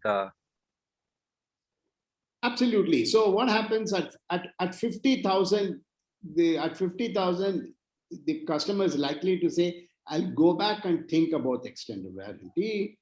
But at 45,000, the customer will say, okay, I'll take the extended warranty because I still have 5,000 rupees in my pocket, right? Yeah. Right. Something like that. Good. Professor, I have a different point of view. Imagine like when they are selling it at first for 75,000, but they are willing to reduce the pay because the customers are not coming. How about actually understanding why they are not coming, or else because you have put in more quality products, maybe you can go ahead and say based on the working condition, this is how it will be, or else a different marketing strategy of advertising it, because how they can reduce the price, because the company again will go in loss, right, if they keep on Yeah. Fair enough. Absolutely fair enough. But then we are not discussing that. We are not discussing that. What we are discussing is a particular theory called customers' willingness to pay.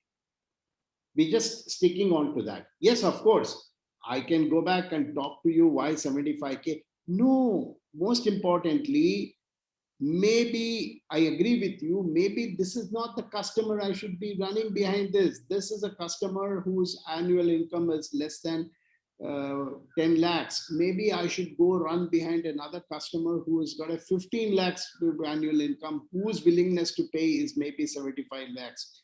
Or I might want to go and sell myself in a top end mall where the customer's mindset will make it 75,000. That's not the point that I'm discussing today. Today we are discussing pure effect of price, because we are talking price as a subject. Effect of price on the mental psyche of a buyer. Okay? right. Okay, good. So now we will move somewhere else. So margin, you guys know what is margin. I'll not truly stick to this slide. You will read it yourself. And this is margin, and then this is markup. You read it. Okay. Sir, this is Shashank here. I had I wanted to understand one condition. So for this, especially for apparels, the manufacturing unit for apparels will be somewhere in Pina or somewhere outskirts in the city, and but it would be taken by branded apparel brands, and they would label it and do marketing for those products, and they would sell it at a price which is fit for the brand, right? And but there is also now these manufacturing units will also release the same products into factory outlets or some local apparel stores where it wouldn't get branded so much and marketed so much, but people would come, like the local people who need apparels for their general use and not to show off, and where the price is not being tagged along with the brand kind of thing. So they would buy it at a very lesser price only, right, for the same apparel. Yeah. So I just wanted to understand whether brands try to keep the price along with the product to make it more worthy. Shashank, that was more like status quo pricing or selling clothes by the kilo. Also, is probably one example. But if you can hold on till tomorrow, not meaning tomorrow, but meaning my next class, we'll talk about brand. Okay, understood. We'll talk about brand. But now that you brought this up, no, I don't think I will not. I'm already behind schedule. So now that you brought this up, but remember to bring it up in our next class where we'll talk about brand. Sure, sir. No problem. Of course. Giorgio Armani. Do you have a Giorgio Armani shirt? No, I've heard of it. One of the why top fashion. Why you don't have? Yeah, so for me, the brand didn't. I didn't want to put brand in my priority than my. Man, I don't know. I'm so sorry, Shashank. I have Armani Exchange. All my clothes are Armani Exchange. Nice. Yes, No. One of the brands. Yeah. So what is happening? Just because you mentioned it, I'll give you an example. Is Giorgio Armani is the top end brand. Giorgio Armani, I don't even know how much it costs. I guess a Giorgio Armani shirt costs $15,000. But there's only 2% of the world who can buy a 15,000 rupee shirt. So now should Giorgio, I'm deviating because you asked me a question. So should Giorgio or the company which makes that, I don't even know the name of the company which makes that, should Giorgio Armani only address the, just give me 1 minute. Just give me 1 minute. I'm being monitored by many people today.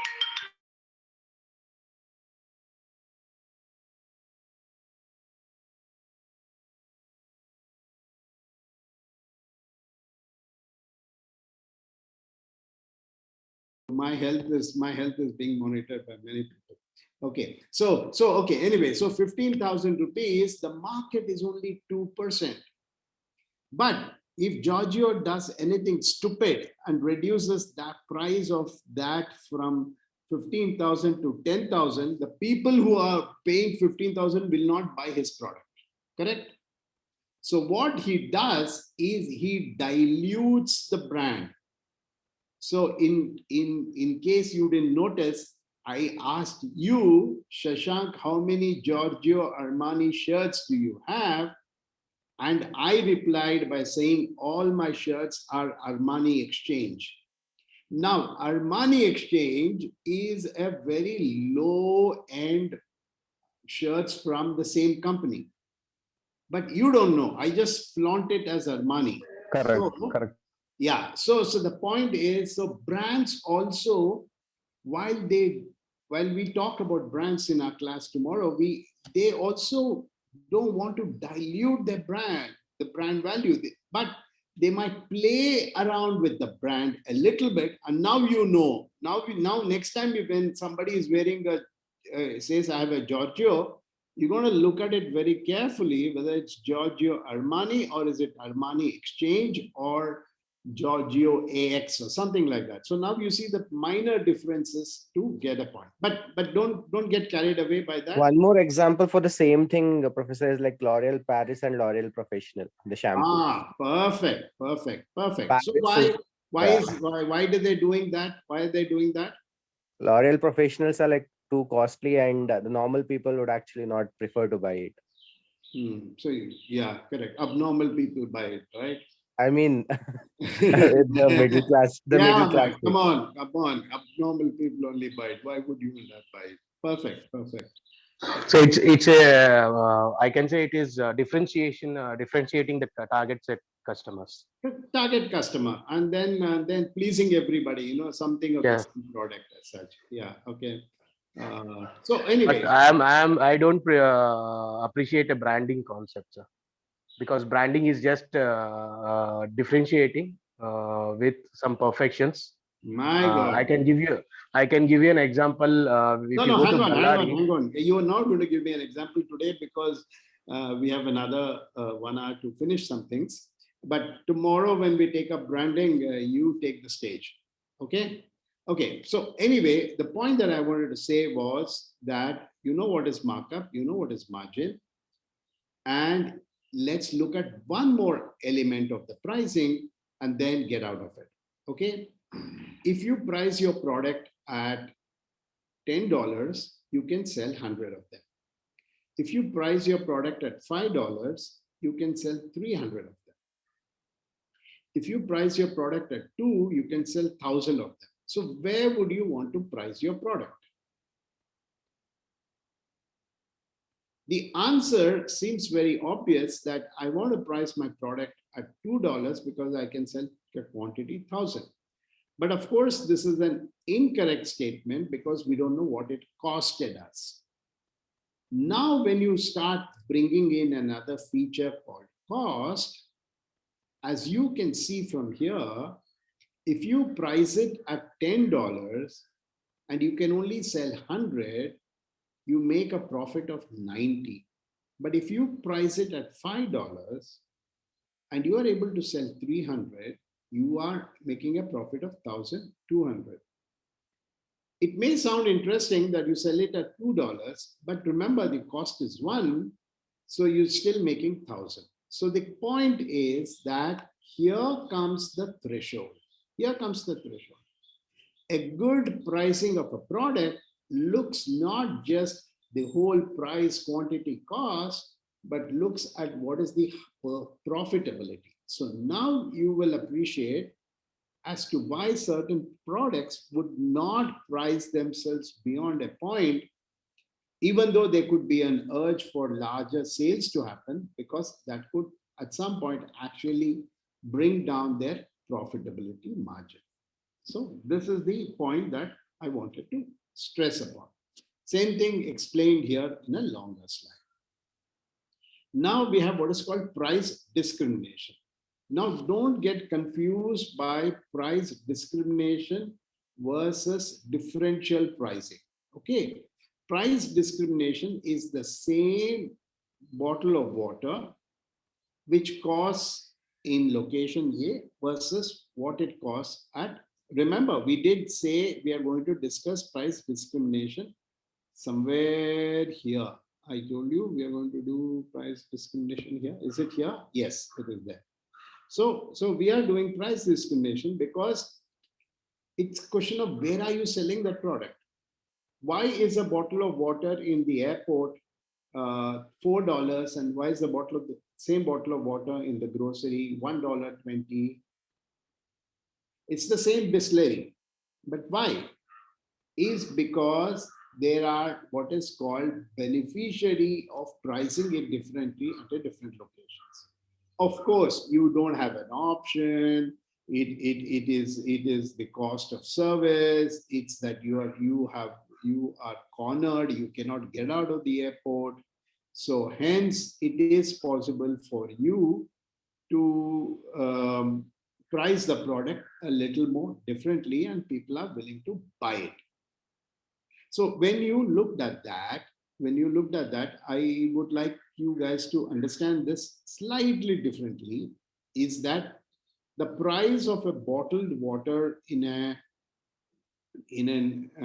restaurant long time back, maybe 2-3 years back, the restaurant had a discretion saying that even the Bisleri bottle, which is there on the table, if you open it and drink it, the Bisleri bottle will cost you 100 rupees, though the price of the bottle is 10 rupees.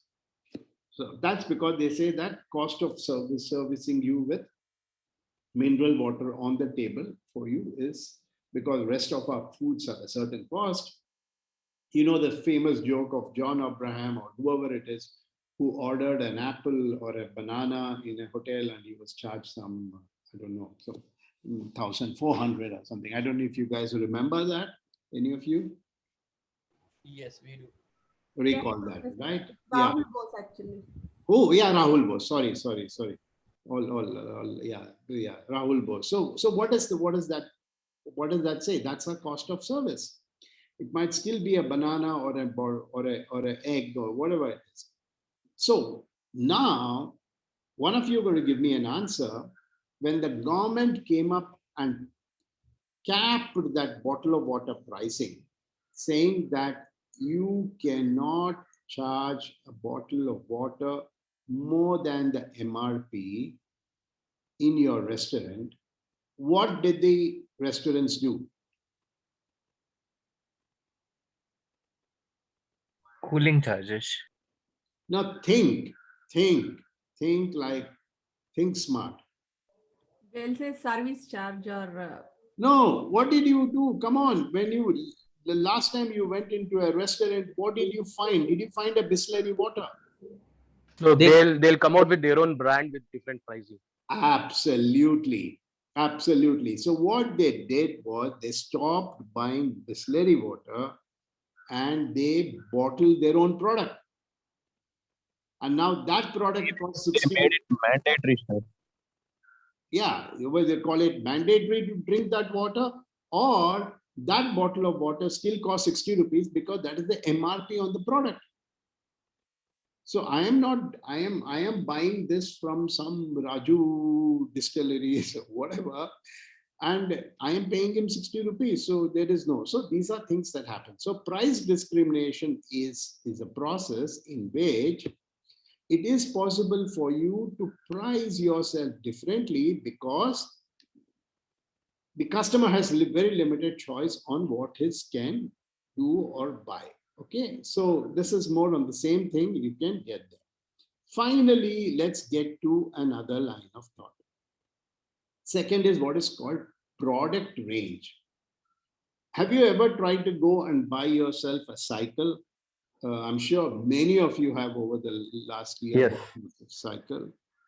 So, assuming that there was only one brand, assuming that there's only one cycle model, would you buy it?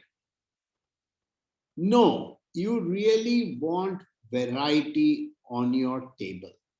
So that is why you have series 200, series 300, series 400. There could be a small variation to it. And why is it that is being done? Is all because of your willingness to pay. Remember, when Shashank walked into to buy himself a cycle, he said, I want to buy a 14,000 rupees cycle. Now, if I told him to go and buy from a particular shop whose highest valued cycle is only 8,000 rupees, he's not going to buy it. He's not going to buy it because he believes that my cycle, though it has two wheels, it has to have blah, blah, blah, blah. It should cost me 14,000. So that is the reason why most companies, even your motorbikes or even your any other product, will have a series of model numbers. You want to go and buy a mixer, you say Preeti Delta, Preeti Alpha, Preeti Gold, Preeti Platinum. What is the difference? The difference is not in their product. The difference is in your mind. My God, I'll tell you what. My wife insisted that I buy that Preeti Gold Leaf. I was just wondering if there's gold in that, but that's it. That is the model to buy. Why? Because Gold Leaf is good. It's the same engine, it's the same motor, it's the same parts. They may have one sleeky line of gold somewhere, which may go off after the second wash. But that's primarily how you price your product, because you are not going to be happy with me selling you a cycle for 1,250. And you may never buy a 1,400 cycle, but that might convince you to buy a 8,500 rupee cycle. So are you guys getting me, my points? Yes, no? Yes, sir. Okay, good. So you read this a little bit more, and finally this, and then we'll go to the rest part. What is this here? What happens when you see this toothpaste? Professor, can I consider the previous slide you are saying that, no, example, Preeti and different models? Yeah. Is that I consider they are playing with our psychology of branding, Obviously, considering that which is the topper at the which is your lowest? Obviously, because that's a human psychology. Obviously, they are playing with your brand. Do you think it's the same motor? It's the same thing. Everything is the same. Because I feel that I'm a richest guy, so I have to go for a toppest brand or model where I have to differentiate among the. So that's how they place it, the branding and products. Correct. And a very minute difference between top end and the lower end model. Absolutely. And then that minute difference is so important. Sachin Tendulkar's signature on the card, the Pronto, will up the price by 2 lakhs, right? Sachin series or Millennium series. How is every product out there, every component has got Sachin signature on it? No, it's just that it just gives you that, if you that reason for you to take so money out of your table. But the example which you have given, Sir Professor, I will consider that's a marketing strategy so that he can absorb all the followers or the passionate guys who follow Sachin. Yeah, absolutely. 4 P's. True, we are discussing the P. So price as a marketing, price as a sale, price as a thing. That is what I'm still. We are on price only. We are only seeing how I'm using the price to change it. How I'm using the price to change it, right? You go for a test today. You go for a test today, and they say report in 4 hours, 400 rupees more. Report in 7 hours, 200 rupees more. Normal report, it'll take 48 hours. The report is report anyway, right? And nothing is going to. If you're dying, you're dying anyway. So I'm saying so that's all about marketing gimmick. Okay, but what's happening here? Tell me here. Whoever does this quickly, what is happening here? What is the difference between this and that?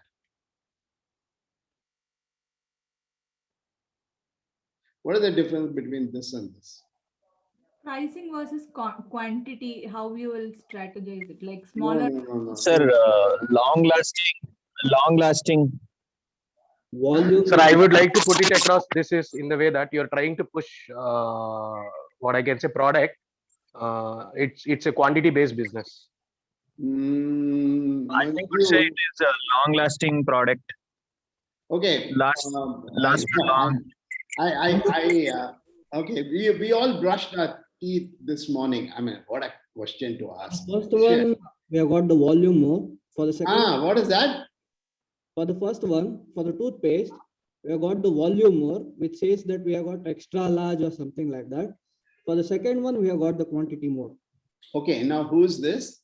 Manu Anand. Okay, listen, man. Now slightly modified. Manu Anand, when you see this toothpaste on the left, early in the morning, this one, what happens to you? It's squeezed. Okay, what happens to you? I'm trying to get everybody to think through Manu Anand. We think we have to buy a new one soon. No. But before you buy a new one, what are you going to do with this? Like use it completely. Okay. We'll cut that and even we will cut that and use inside whatever that is stuck inside. No, don't talk non-MBA guys. Don't talk like non-MBA guys. you will consume less. Benefit out of that product. No, you will consume less, right? Yes, yes, yes. Throw it away. Consume. अरे यार अभी तो खत्म हो रहा है. We'll put a little bit lesser. आधा लगा देते हैं. Correct, sir. Yeah, we'll use less. Now what will happen when I bring a nice, long, big, new toothpaste and give it to you? We'll use more. Yeah. We will use more. So that's We will use psychological, right? That's psychological. Same thing here. I tell you, you buy one, but I tell you, you buy three. I give you one more. Why do I do that? When I buy one, I am going to be careful about how I use it. I mean, today only my left body I will soap and not soap my right side of the body because I have to save on the soap. But when I have 3 + 1, 4 in my bathroom, I'm going to say generously apply yourself twice because there is enough in my wardrobe. Correct? Yes. Yes. So that's exactly what your DMart, your Metro is doing.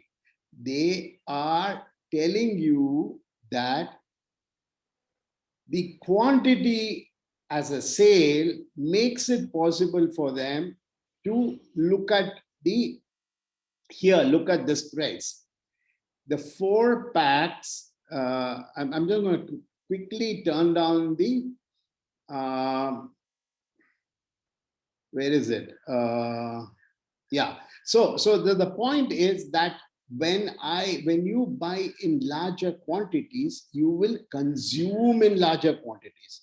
If you see a box of tissues, one big box of tissues, you're going to liberally use it. But you see only 2-3 layers of tissues left, you're going to be, it's a misery behavior. That's human nature, So my job is to tap. So if you look at hand towels, if a pack of 4 costs $1, the unit margin is 25 cents, obviously, right? But if there's a pack of 8 and I sell it at $2, the unit margin is 0.25, continues to be 0.25. But I will now bring in, please, because you're going to be asked this question also eventually. So make sure you understand me. Here, because it is 8-pack, you will consume 20% more. The very feeling that you are seeing an 8-pack, you will consume 20% more. So because you consume 20% more, I can price it at 1.68 instead of $2 and still make money exactly in a similar. Are you guys following me? Yes, Professor. Okay. So finally, that's where we are on the pricing part of it. So I just want to quickly run through. This is called consumption adjusted margin. That means if anybody who did not understand, I'm willing to explain this. You will definitely have a question called what is consumption adjusted margin? With an example, you need to tell me.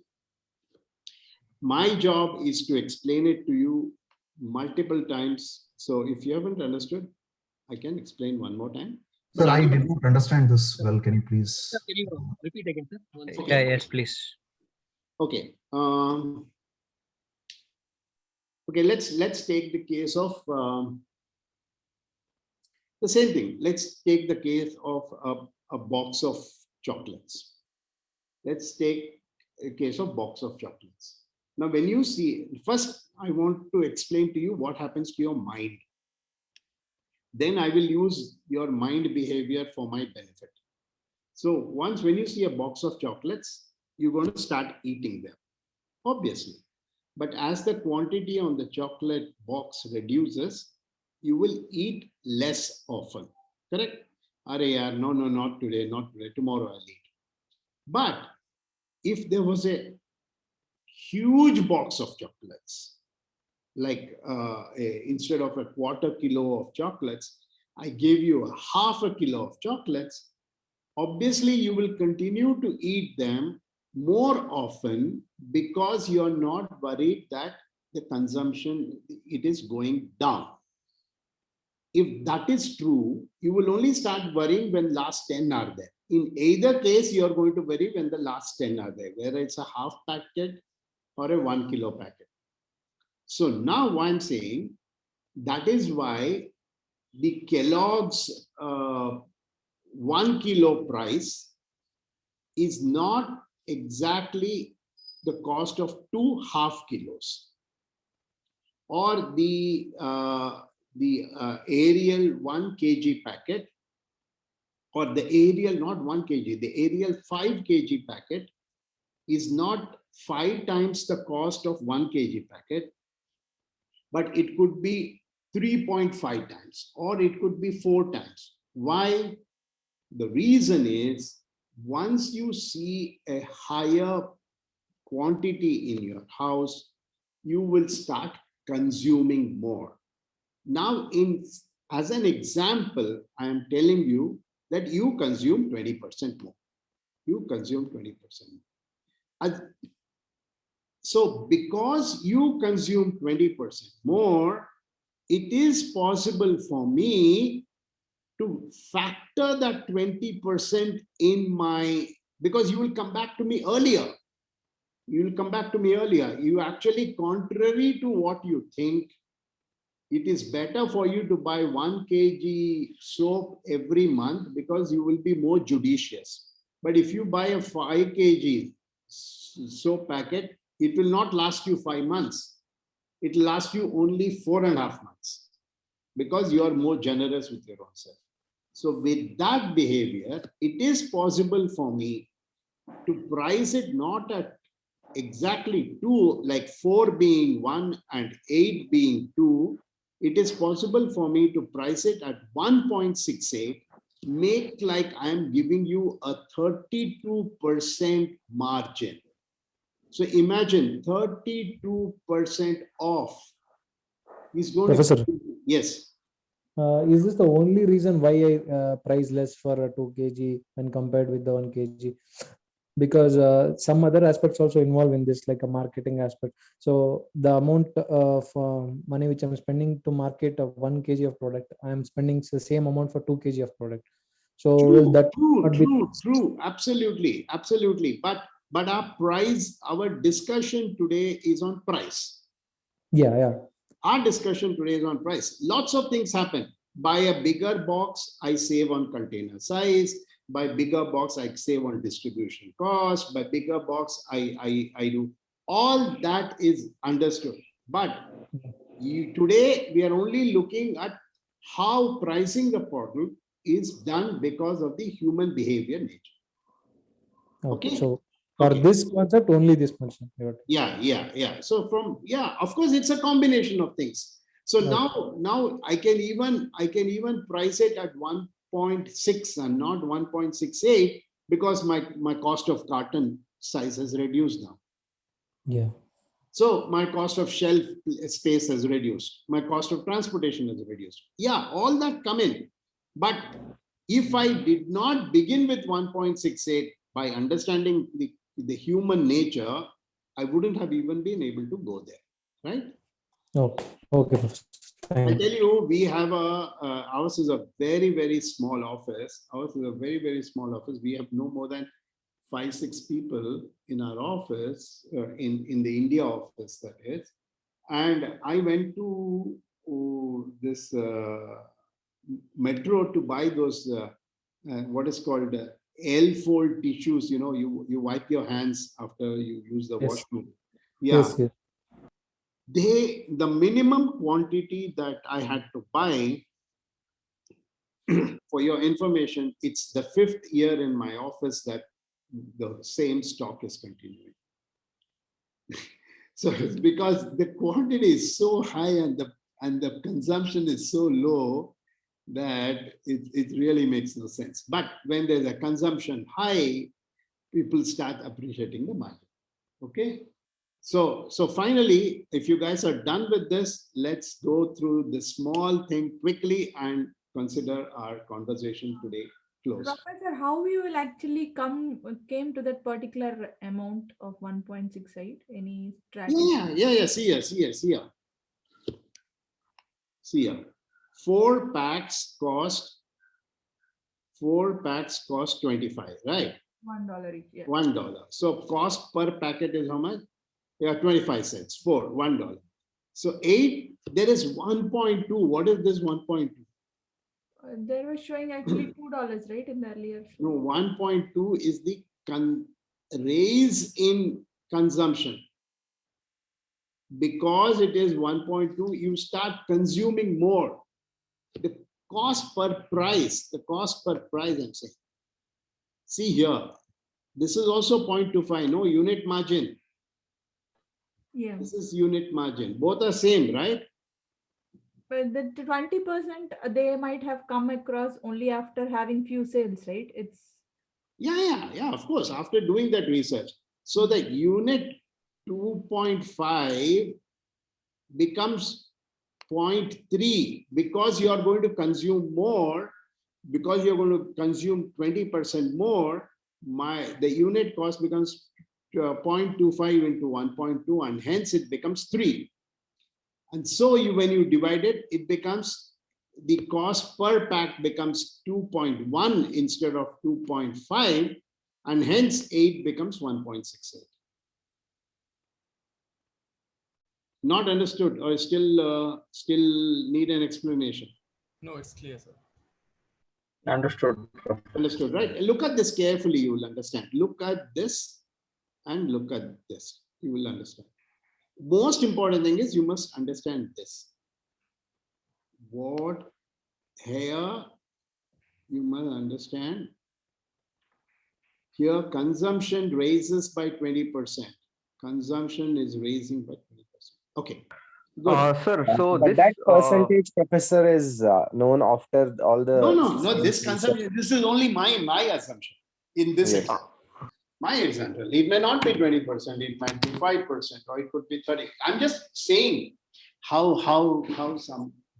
The more you see, instead of taking one tissue, you might take up 2 tissue, or something like that. So it's just that human line pricing problem. Yeah.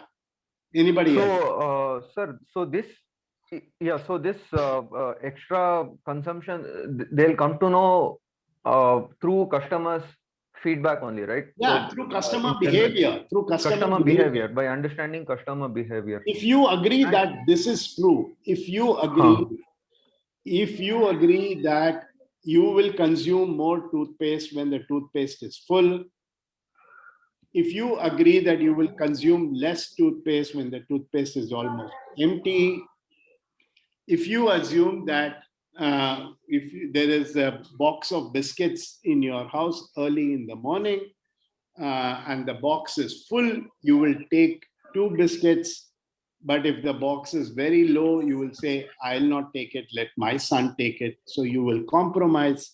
That is exactly the behavior being used to give you a bigger box. And sir, I have one more example.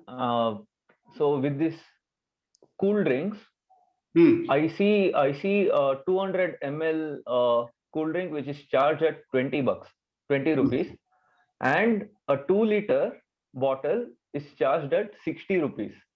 So now the quantity difference here is. I was thinking, considering the explanation you gave, they have taught the. Absolutely.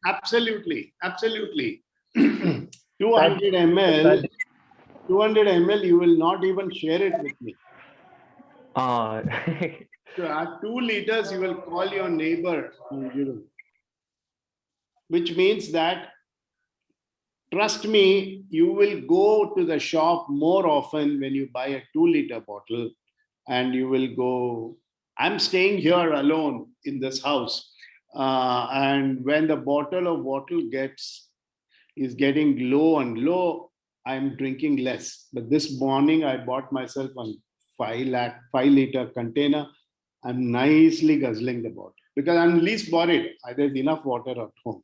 So something like that. Okay. Yes, sir. Okay, so quickly, tuck, tuck, tuck, tuck. This is not mine. This is your section. What is dynamic pricing? Who's going to tell me what is dynamic pricing? On the market strategy and your competitors, your pricing will vary. No. What is dynamic? Yeah. Dynamic, changing every minute. Example. Petrol. Petrol. Yeah, petrol mat bolo yaar. It hurts. Don't say Gold. petrol, it hurts.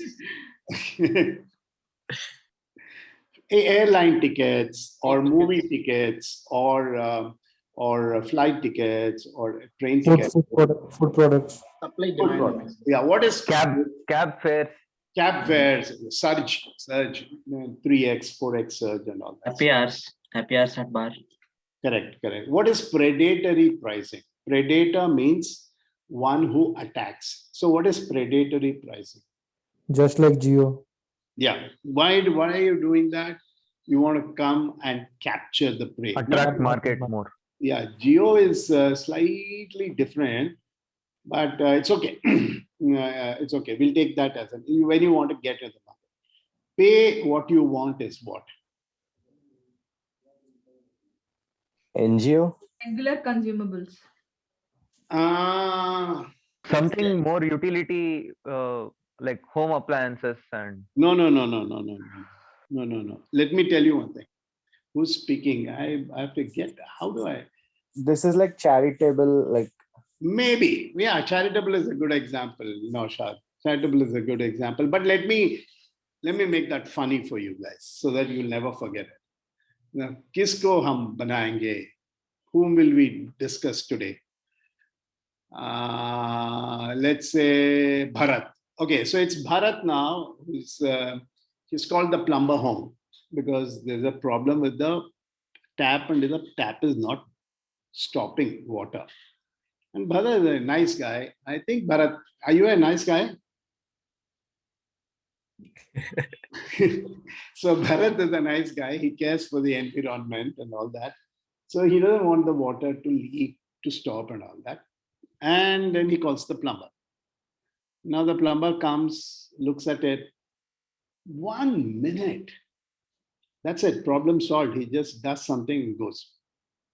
And then he says, Bharat asks that very important question. How much should I pay you? So now that fellow says, Sir, kya sir, ab de do na. Now, no, what do you mean, de do? You tell me how much should I pay. He says, no, sir. You tell me. You pay, sir. You pay. Now see what is happening. The seller has pushed the decision of the price to the buyer. This is the only situation where the buyer has to decide. The buyer has to decide. And now Bharat says, he gives him a 200 rupee note. The fellow does salam and then walks away. What's happening in Bharat's mind? Bharat was waiting for the change. No, Bharat, yeah. Bharat is happy that he did not have to negotiate or he just. Again, he looks for the same service and he calls. No, that's maybe one. Did he pay more? He doesn't know, right? Bharat is confused. No, hang on. Bharat is confused because maybe even at 100 rupees, he would have gone back happy. Yeah. Exactly. Bharat is confused that even at 150, he would have gone back happy. So now the point is, pay what you want like is a feature wherein you are pushed to make the decision on the pricing. Let's say somebody repairs your fits your flat tire, and then he comes helpful to you, or somebody walks in, you have a flat tire in the middle of the road, and then some guy who actually that he has to be paid walks in and helps you. Then you give him something. You give him too little, he say, what the hell, yeah, I helped you so much and you're giving me $50. So that's okay. that is when he is saying that the pricing is not correct. But when you give something and the guy is happy, that's where the problem is. So among all these kind of pricing, this is the only where the decision on pricing is pushed onto the buyer and not on the seller. The typical example to this, which normally I have listed out here, is a nice restaurant called Anna Lakshmi in Singapore, wherein next time when you go, whenever that is possible, is that you can go and have some real nice veggie meal there. You have all the menu written out there, but there's no pricing. You decide how much ever you are happy with, you pay. But it's normally noticed, of course, there are few elements, but we will not rule them out. But otherwise, it's generally noticed that if the service is good, you actually end up paying more than what you thought they deserved. So that is what is called pay what you want. Second is what is called freemium pricing. Anybody knows what is freemium pricing?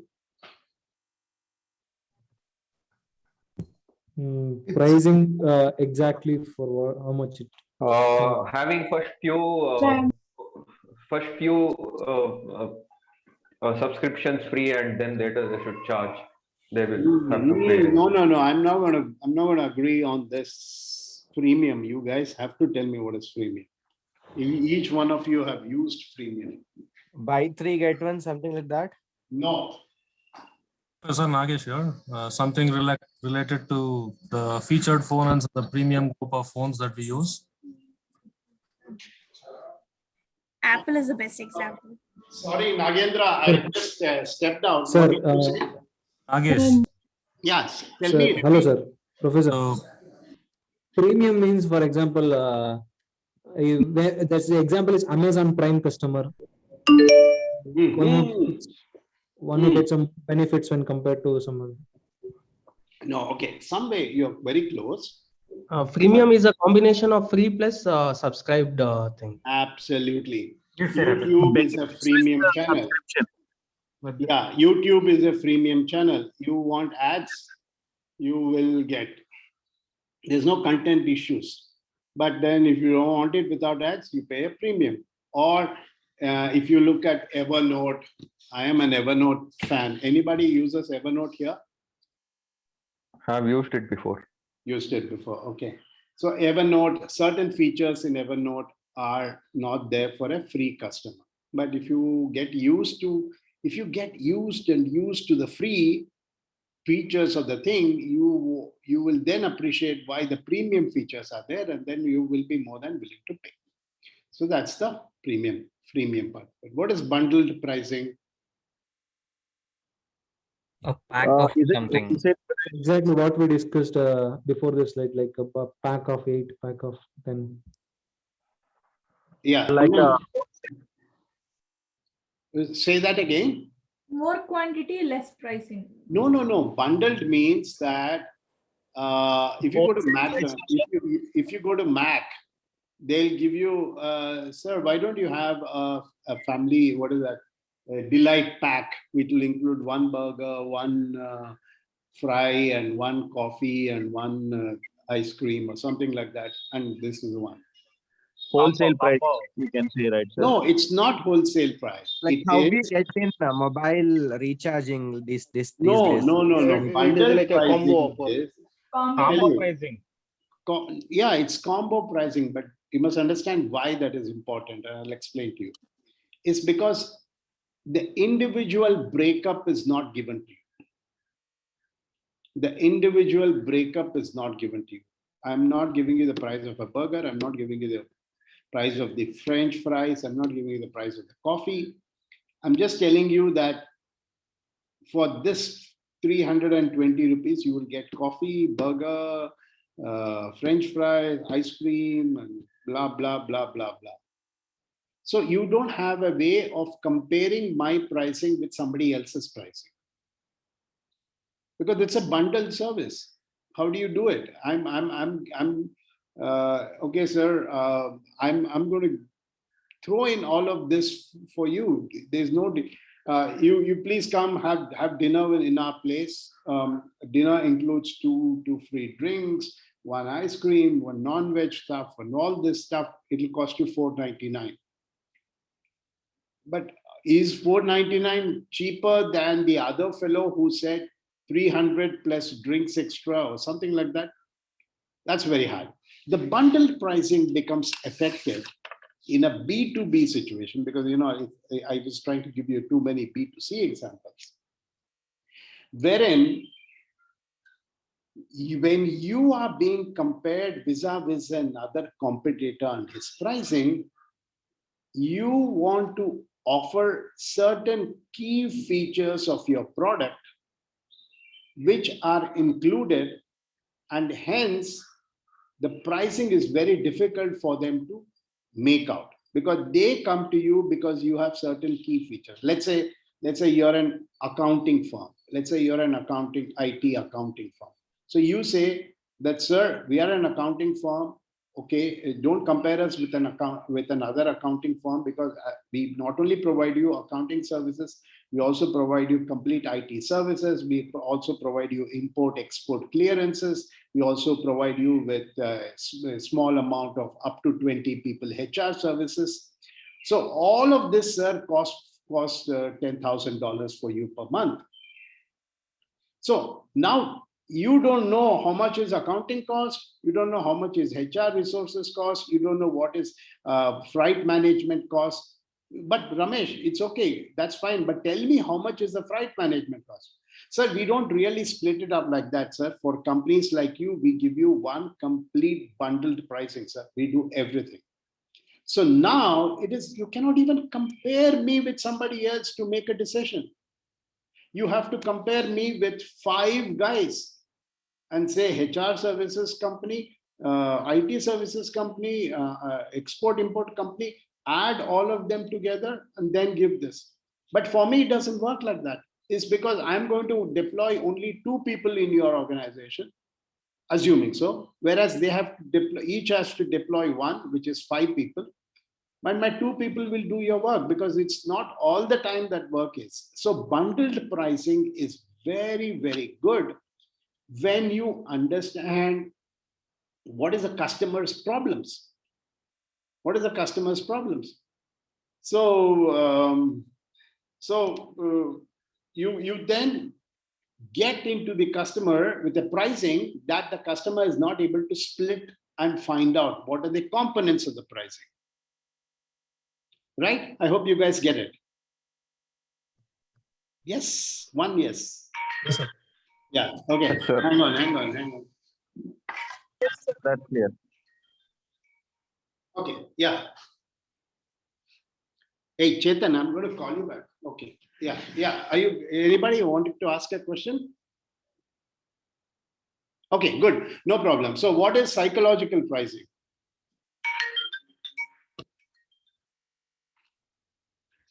Who is here? Who's going to tell me what is psychological pricing?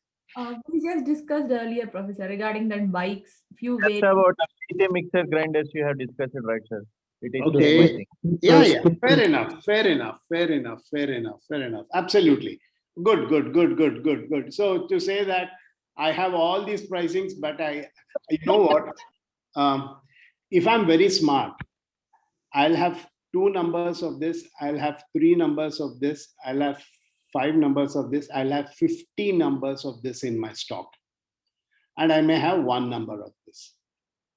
Of course, all of these are there, but I know that I'm psychologically moving you to buy this. I'm psychologically convincing you with this pricing to buy this. You're very nice. Good job. Then price skimming.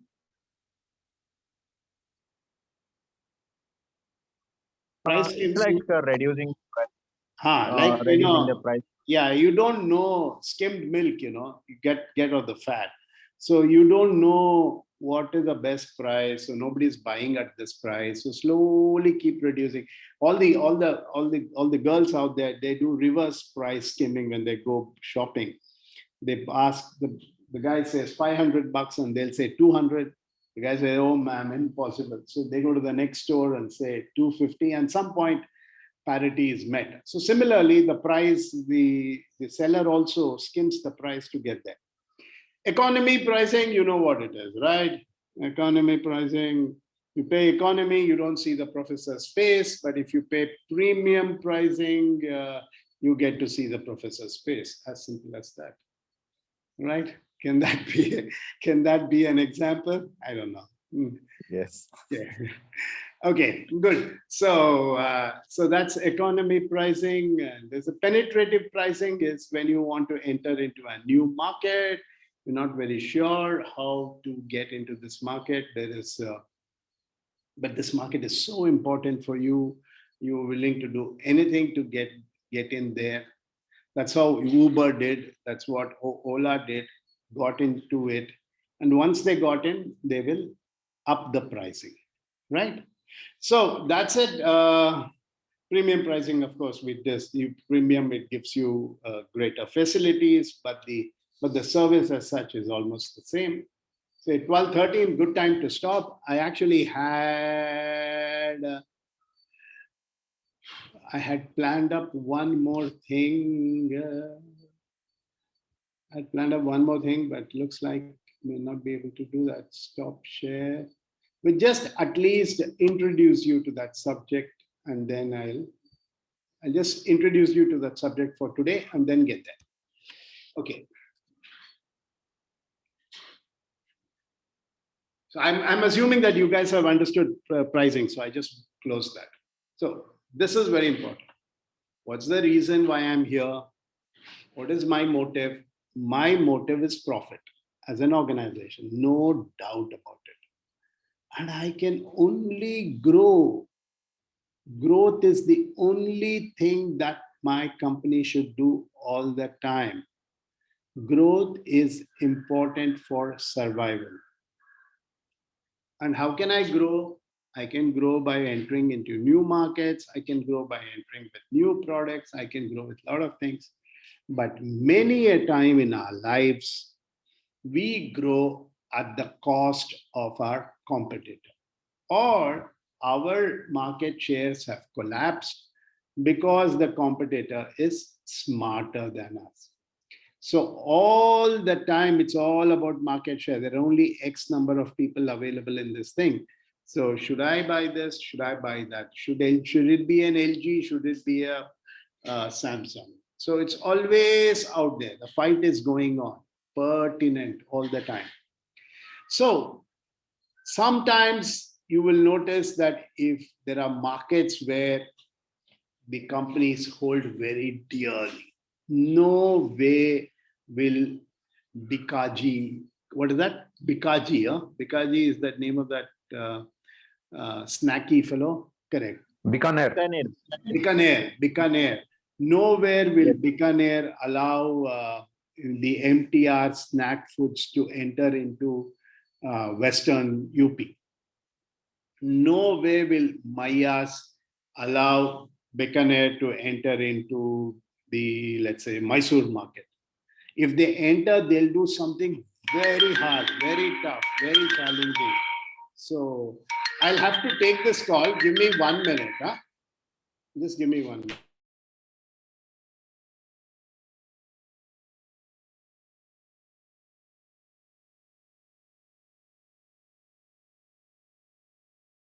Just give me 1 minute, okay?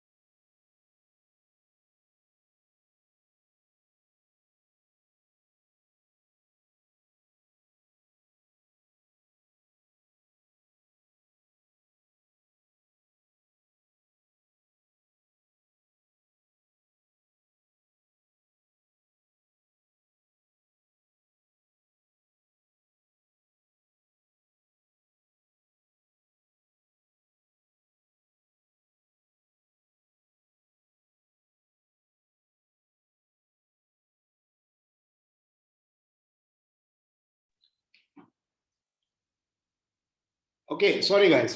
Okay, so the point was that competition is always fighting with you.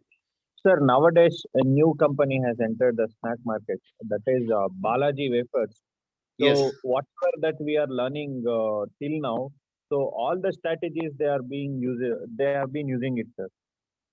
You know who Balaji Wafers is? Okay, Balaji Wafers is the time for us to tell you the Balaji Wafers story. And we'll stop this now. See, what happened was just before 2019, right? 2019 is when the elections was held in India. Correct. 2019 elections, Modi government came to power. So just before the 2019 elections, there was a big fight going on between Pepsi and the farmers in Punjab.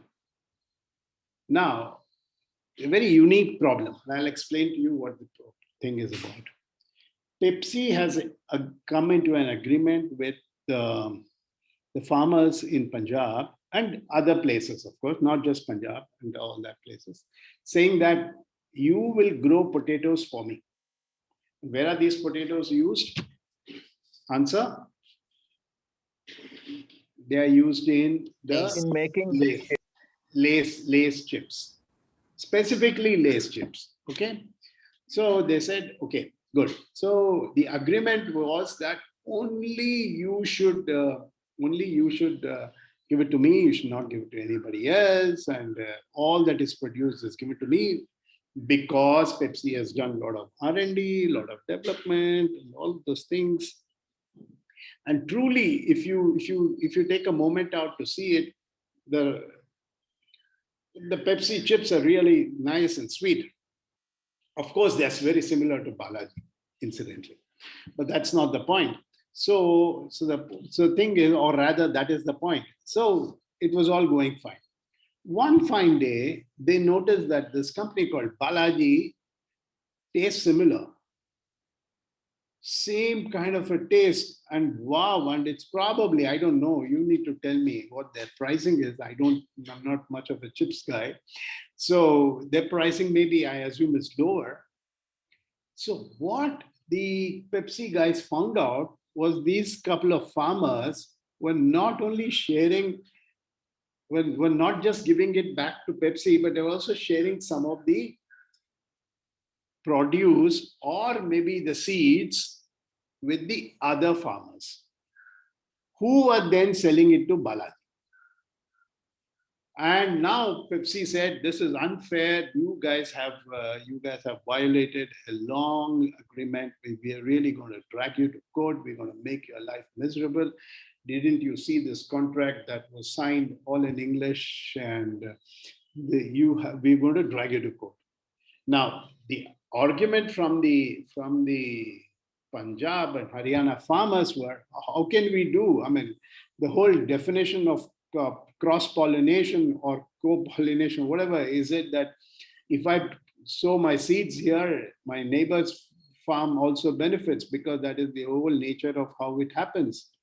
So don't blame me. It's the wind which has taken away the seeds. It's the birds which have taken away the seeds and all those things. But Pepsi was not willing to let go. So they were very adamant. Now, unfortunately for Pepsi, this was coming very close to the 2019 elections. So these guys said, okay, hang on, guys. This is not the time to fight. Now, we can't afford to have a large percentage of our farmers disgruntled. So let's leave it at that. So Pepsi was asked to keep quiet. So now, this is what has happened, that while Pepsi has no choice but to keep quiet now, because they can't displease the government. But while the fact remains is that there is something that's happened, the beneficiary is being the farmers having Balaji chips and likes of Balaji chips, which makes them absolutely equally tasty and hitting. So the moral of the story is very hard to describe. What is the moral of the story? Should we not, or the fact that the Indian did it, or the fact that there was a legal issue, we don't know. But this is just a story for you to consume before we call it a day. Right, guys? So I thought I'll just share this story so that you guys will have some nicer sir. conversation to end today's program. Okay. Good. So any questions? Open for questions, open for questions, open for questions. So tomorrow we'll talk about all these 5 methods of fighting customer, fighting competitor. Tomorrow means next class, Professor. Tomorrow in next class, my friend, next class. Okay, that's the last class. Okay. That's the last class. Okay, is it done? Exactly 12:23 with 7 more minutes, but it's been a long class for both of us. Okay, bye. And unless you want to say something else. Guys, Aishwarya, good. Anirudh, good. Chandana, Dhanush, all okay? Yes, sir. Okay, Yes, all sir. good, right? Yeah, Yes, sir. Jinya, Madhu. Yeah. Okay, good. Take care. Enjoy. Take care of yourself. Yeah, thank you, Deepika. Thank you. Yeah, I know. Happy to be where I am today. Not the same story last week. Anyway, yeah. Okay, sir. Bye, sir. Stay safe, sir. Bye, sir. Take Thank care. you. Thank you. Thank you. Thank you, Professor. Thank you, Professor. Bye. Bye. Thanks, Thank you, Deepika. sir. Stay safe. Yeah. Bye. Yeah. Bye. Welcome, sir.